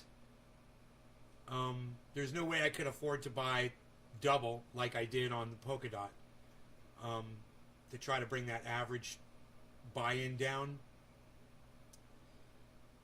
But the places I purchased it were Originally, I bought it from Coinbase, and my second purchase of Litecoin, I've only bought it twice, was from Binance. And I bought a lot from Binance. Was there no fee on that? No fee on the Binance purchase. Man, dude. Yeah, man, if I wasn't having such problems with Binance US right now, transferring money out, which I am having a problem,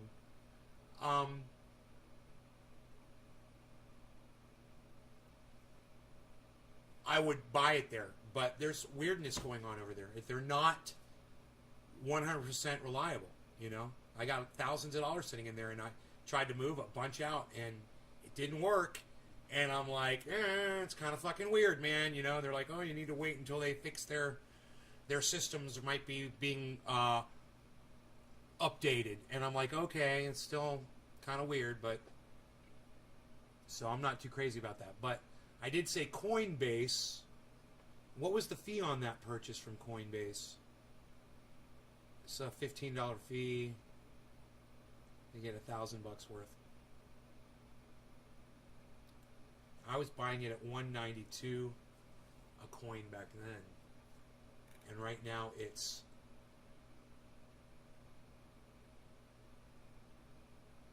why don't you just give you the current buy-in price right here on this page? It's so stupid. Fucking dude, that is so counterproductive. Gotta fucking flip around pages here. Litecoin, here we go. It's 173 right now. It's 173, and my low buy-in was 192. So it's lower than where I bought it at. It would be a good purchase for anybody right now, where it is.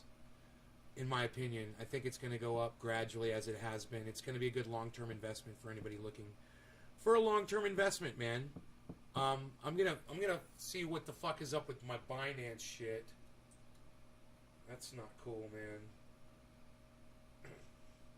I got some money sitting over there, and I tried to move some out.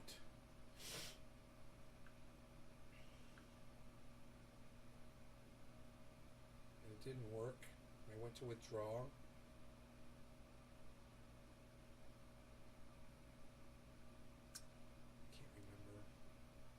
I've got Cardano and Eagled in there. And I guess I was trying to move the Cardano out and get it over there to Celsius.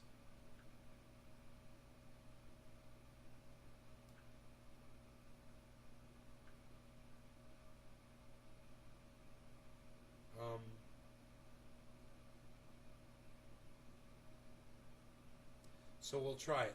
The Celsius, I'm going to grab my Cardano ADA address. The other day I tried to do this and I accidentally grabbed the Ethereum address. I need the Cardano address. It's easy to do. You just got to copy and paste it in your memory and then paste it in to the other app.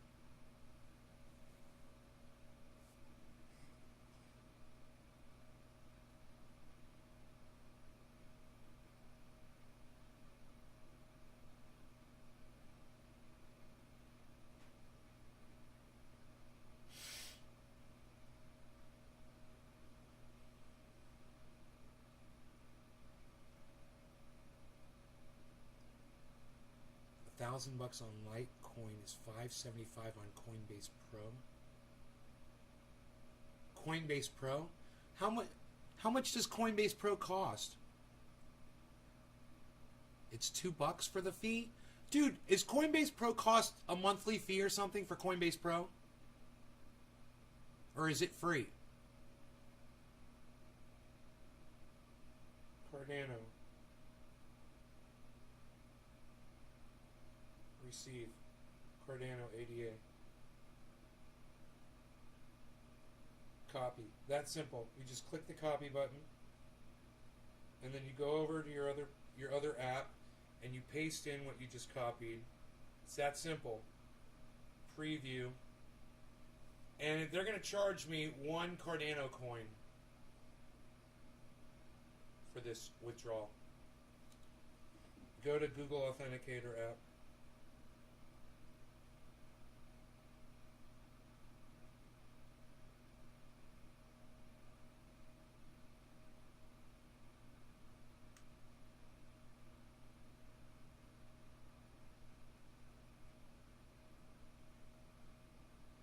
Withdrawals suspended due to risk management. That is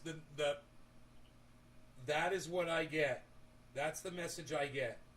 And I've been getting that from Binance.us for a while now. So I'm going to go ahead and I got to open up a fucking a trouble ticket with them. It's bullshit.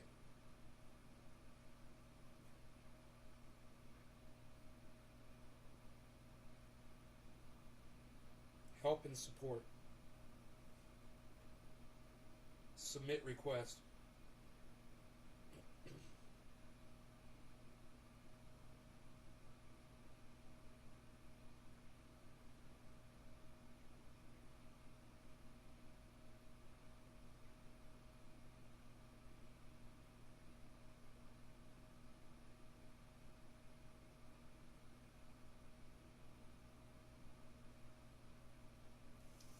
Dude, I gotta go check and see.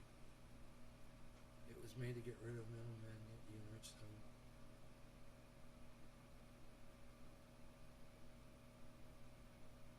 Yeah, well, everybody's gotta make a buck, bro. I'll use crypto however the fuck I want. You don't get to tell me how I get to use crypto. You know, I'm dealing with a lot of crypto. So, people are gonna be making some money off of it. I like to spread it around.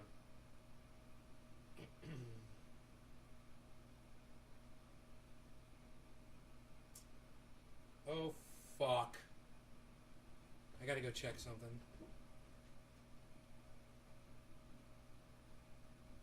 Yeah, well, Solana doesn't sound like it's doing too good right now. I'm not on Solana.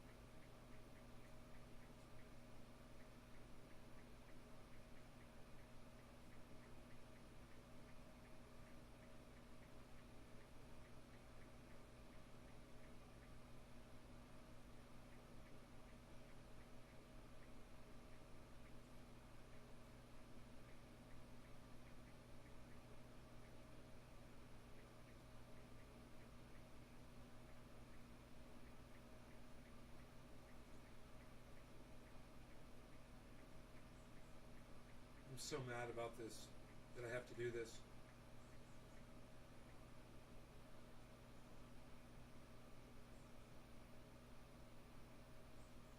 Submitting multiple tickets regarding the same issue will not escalate your ticket. A member of our support staff will respond as soon as possible by email. If you have screenshots of your issue, please attach them below. Add file.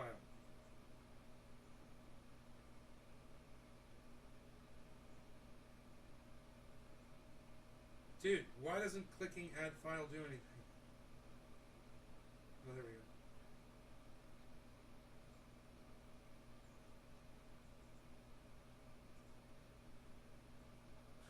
It won't let me add file.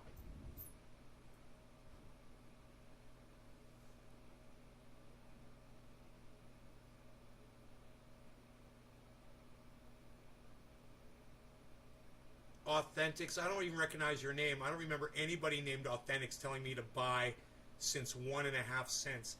Buy when what was 1.5 cents?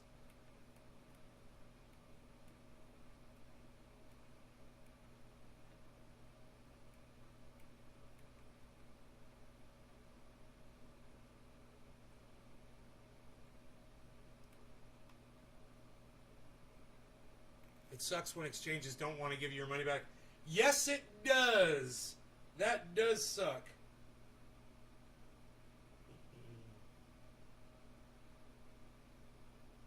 They won't let me add a file. But at least I can submit the report.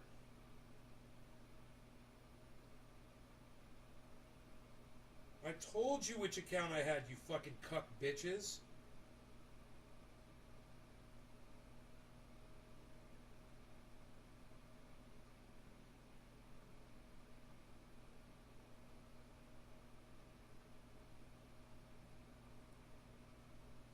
Submit. Hey, your request was successfully submitted. There we go. I just wonder if they've got a problem with the Celsius wallet. You know? Yeah, Tafo, I'm not a fucking boomer, you fucking idiot. I'm a Gen X, you fucking cunt bitch. Fucking call me a boomer. Hey, and to all the boomers out there, sorry, I'm not as old as you. Fucking boomers.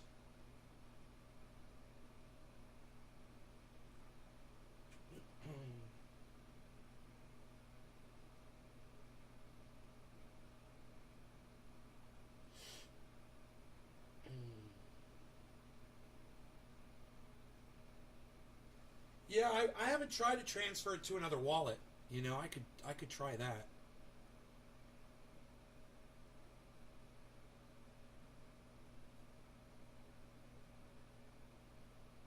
Authentic. Guess what? Billy, you're so funny. Got me my free money and lots of other people. MetaMask is king.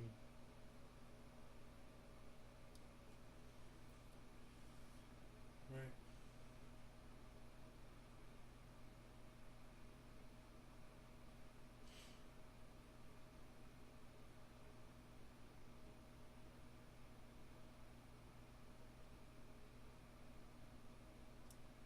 Huh. I just wonder if I try to send to another wallet. Let me see here. I'll just try another one. I'll try a small transaction. Send it to here. X popularized it. Gen X. Yeah, Taro. For you to come back after you looked at Solana. I can't wait for you to come back after you look at Solana.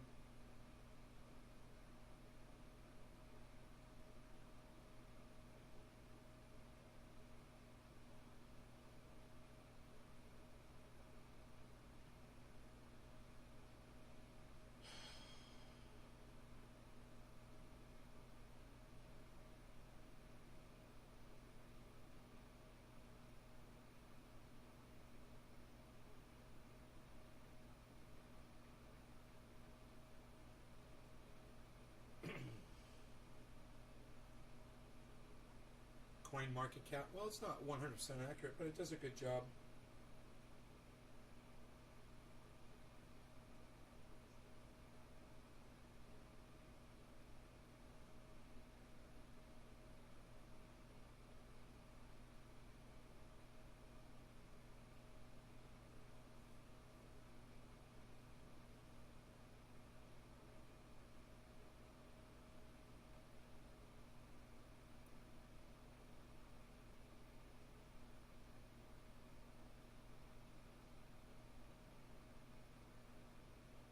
Dude, they don't recognize my fucking cell phone, these assholes, man. You're just like, what the fuck?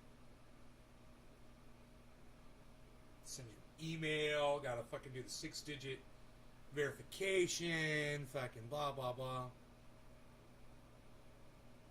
All those sites lie.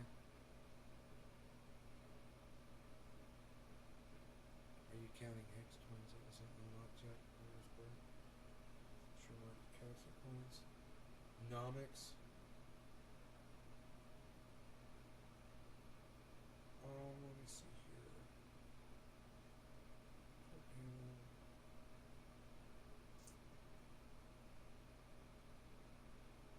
I want to receive Cardano.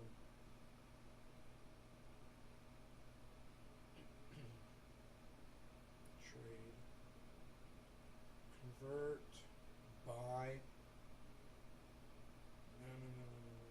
I want to. Here we go.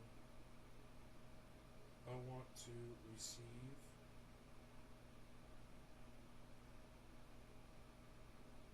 Some of these apps make it a lot harder to do this.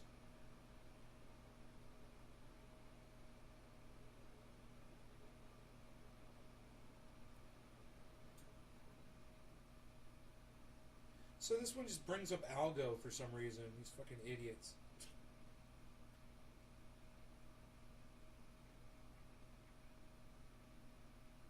There it is, Cardano.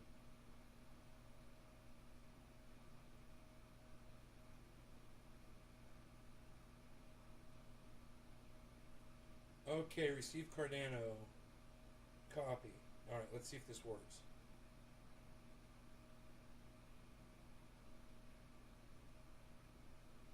Let's just send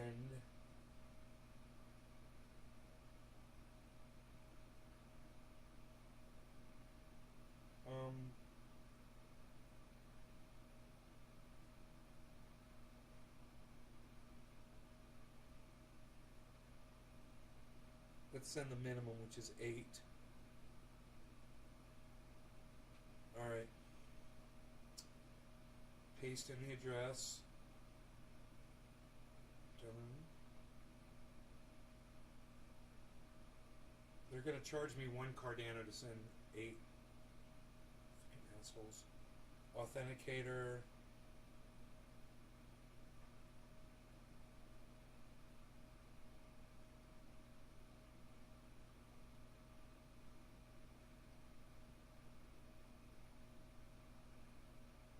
Withdrawal suspended due to risk management. There it is again. So it doesn't matter the wallet. There's something going on with my Binance.us account. It's interesting. I wonder if I can withdraw it to my bank. I wonder if I could take it. I can't convert it over. And that's the Cardano.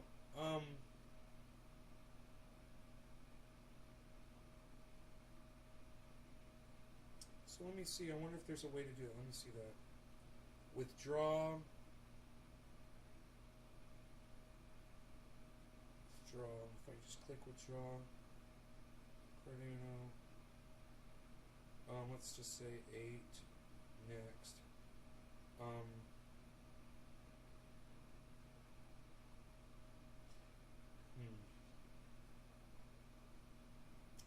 I don't know, man. I don't understand this app so much.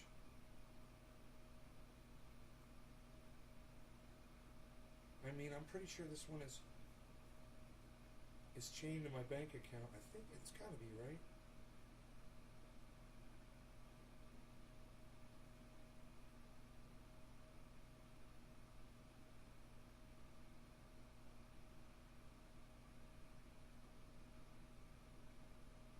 Huh.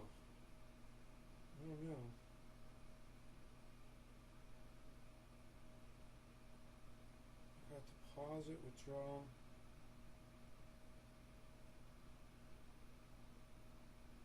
This one I just, oh, what's that? Sell crypto. Here we go. So, like, let's say I wanted to get rid of my crypto, right? And sell it for cash. That's what I need to do. Sell crypto to convert it to cash to get it into my bank account, right? So let's just say I sell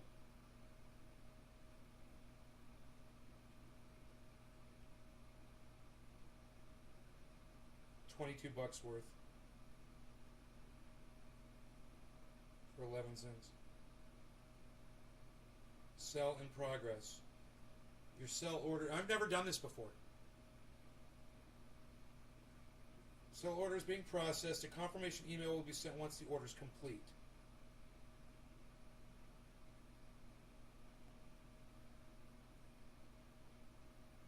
There. I don't know if that just sold it or not. Let me see if it recorded it. Hey, there it is, US dollars.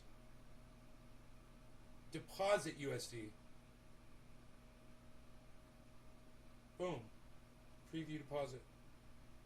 Let's say I want to deposit $20. No fee.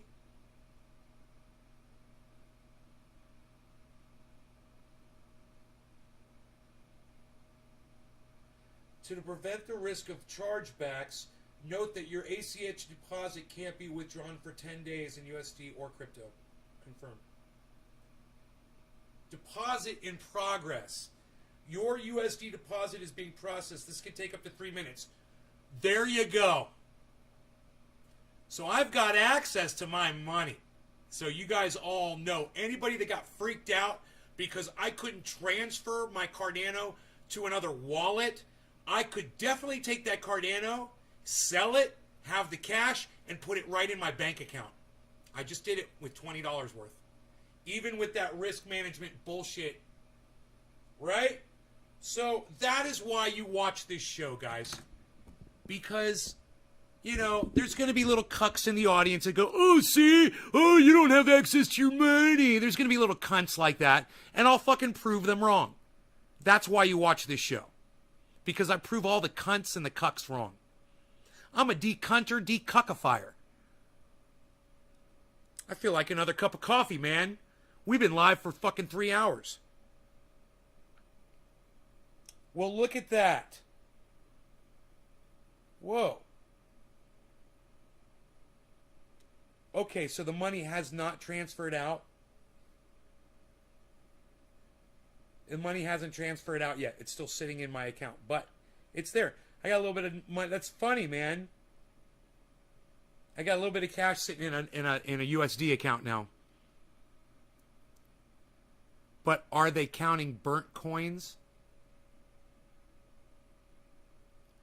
5.7 years and verify it on either scan. You guys like that? All right, so I got access to my money, which is great. As far as transferring that Cardano, I'm sad, you know, because it's what I really want to do is I want to have access to my crypto, and I want to be able to manipulate it however I want. Whether I want it as cash, which I don't, or I want to transfer it into Celsius where I can get 4% fucking yearly interest on it. Well, then I want to transfer it, and I can't transfer it. What I could do is I could sell it, cash, take the cash, buy some more Cardano over there at Celsius, and put it right there into that Celsius account. But that's not really serving me. And I've gone ahead and I've opened up a trouble ticket with Binance.us, and we'll see if they respond in the email and if they can fix my fucking problem. And I'm going to tell them, look, I'm just trying to transfer coins around and shit, and you guys are being cunts. So stop cunting off at me, basically, is what I'm trying to say.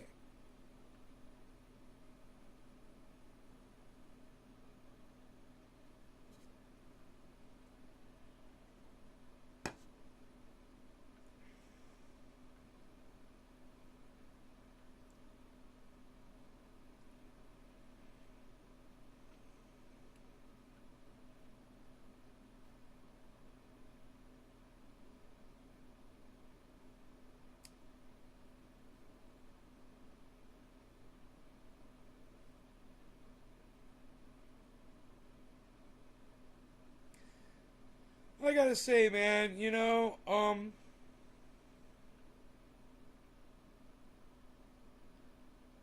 Coinbase offers really good percentages for what they are. It's you're making up when you store your money there, you're making up the money basically that you're paying for the fees.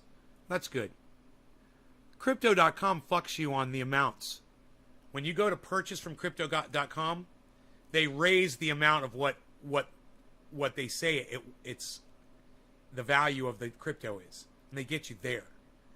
They get you pretty good. They've gotten me many times. So be careful with that.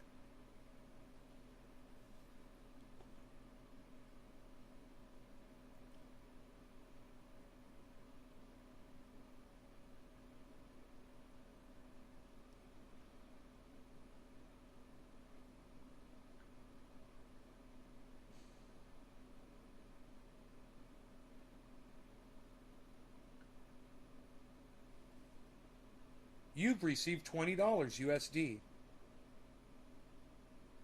Your ADA sale was successful. $22 was added to your wallet.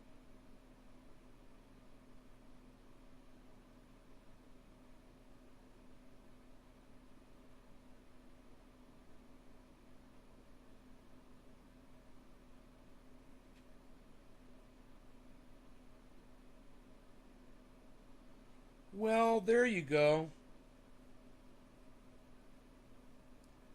It says successful login from new IP. The system has detected that your account is logged in from an unused IP address.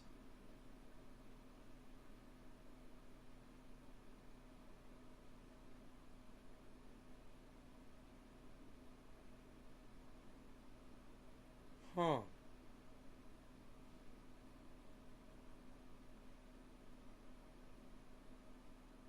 Huh.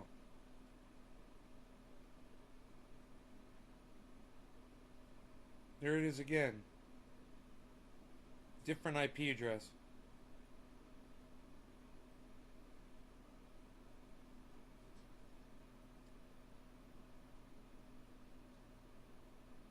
It's my goddamn phone with a different IP address every time.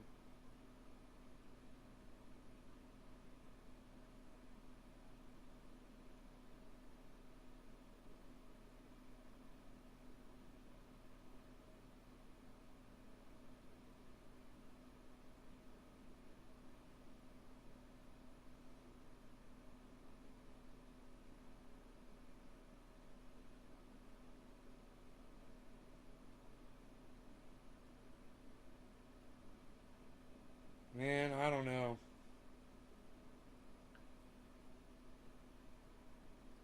I don't know, man.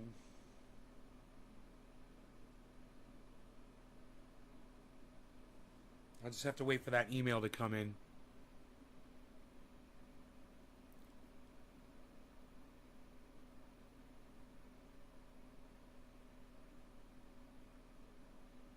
Do you use a VPN? If so, that's what's going on.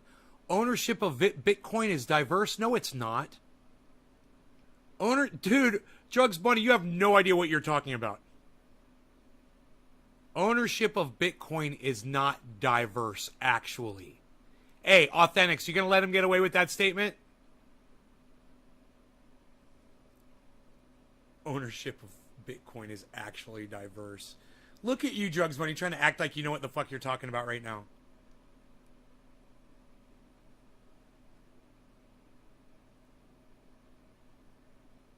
Can just type in Glassnode Bitcoin ownership.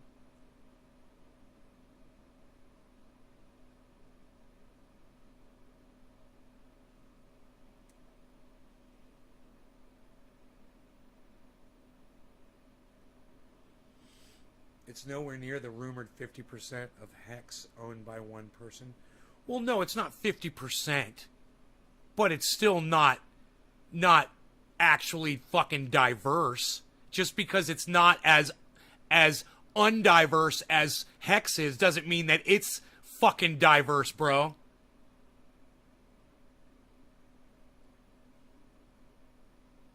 They all own lots of Bitcoin, and Satoshi used to own lots of Bitcoin. You guys, There are fucking whales out there that own so much Bitcoin. You guys have no idea. Come on. So one person can manipulate the whole goddamn market. That's not diversity.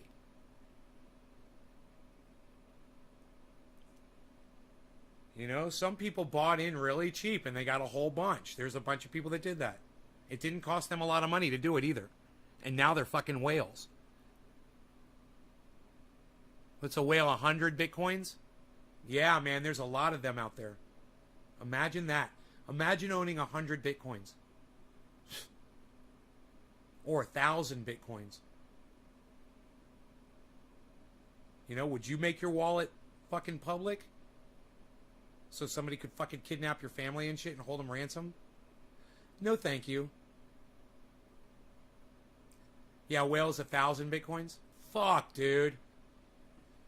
Imagine how many whales there are that own 1,000 Bitcoin. You tell me that's fucking diversity, Drugs Bunny? You tell me that's fucking actually diverse? Come on.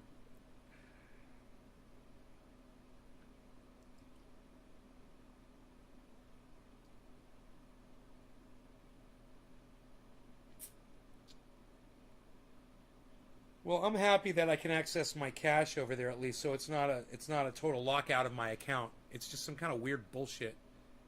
Maybe because they detect a new IP address coming from my cell phone. Whale zone 1 to 5,000. 13%, bro. There you go. Fucking 13%, man. That's manipulation right there, brother. Whenever they and if those people are friends with each other and they get together, think of how much power they have.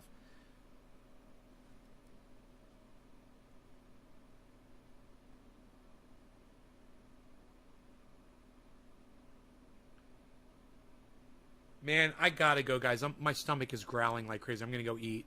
I love you guys, and I will see you. I really enjoyed listening to you guys chat back and forth about crypto. That was fun. And you guys, I hope the chat was totally on screen for all that. Was it? Yeah, it was. Good. And I will see you guys all later today. Right now, Bitcoin is at 48,500. It is still steadily climbing. Let's take a look at Polkadot that I bought at the beginning of the show. Polkadot is kicking ass, guys. Polkadot right now is 26 cents, $26.70. Remember, I just bought it at $25. I just made a killing. It just went up $1 since we've been talking. I just made a shit ton of money. So there you go. You guys get some Polkadot. It's $26.70 and going up. Everything's going up right now, man. Fuck yeah, I just paid for that. I easily paid for that $100 fucking I easily paid for the $100 fee that I had to pay. License plates, websites, 15-year stakes. All right. Yeah, Authentics, Drugs Bunny, surrounded by Keith.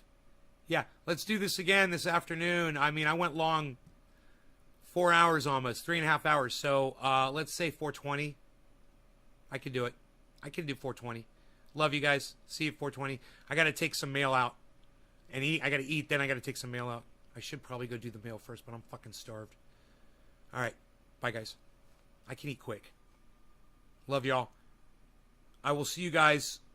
I will see you guys this afternoon. You guys, please download Twitter for me. Do me a personal favor. If you appreciate this community, download Twitter. Follow @NaysGarden on Twitter. And retweet everything that you see me putting out there to as many people as you can. And come on over to the Discord server, man. I have a feeling it's going to be soon. I'm going to be hanging out in the Discord server a lot as soon as I figure out my bandwidth situation over here. All right? Looks good. Discord is @NaysGarden, #1766. That's @NaysGarden, #1766 on Discord. Discord.com/@NaysGarden /1766 or something like that. I don't know what the address is. But once you search, if you want to search for the Bye Tarot, thank you for staying for the whole video. I love you, honey. Watch the entire find the entire address. It's I don't even know what I'm trying to say right here. I'm not even making sense. I gotta eat because I can't talk because I have no food in me. So I'm gonna go eat some food. But then I got to go take some mail to the mailbox. And then you guys go to Twitter and you guys check out, I forgot what I was telling you about. Twitter and something else that was really important. I don't know. I forgot. I'll see you guys later. Love you guys. 420. All that stuff. Whatever. Love you guys. Bye. Oh yeah, Discord. Discord is it's at Nays Garden #1766. At Nays Garden #1766. At Nays Garden #1766. Okay. Love you guys. Bye-bye. Bye. Bye-bye. Bye-bye. Bye-bye. Bye-bye. Bye-bye. Bye-bye. Bye-bye. Bye-bye. Bye-bye. Bye-bye. Bye. Bye. Bye. Bye. Bye. Bye. Bye. Bye. Bye. Bye. Bye. Bye. Bye. Bye. Bitcoin's at 48,476, guys. Polkadot is at 2670. I bought it at 2570 and now it's at 2670. So it's gone up $1. It's fucking fantastic. You gotta love it. All right. Bye, guys.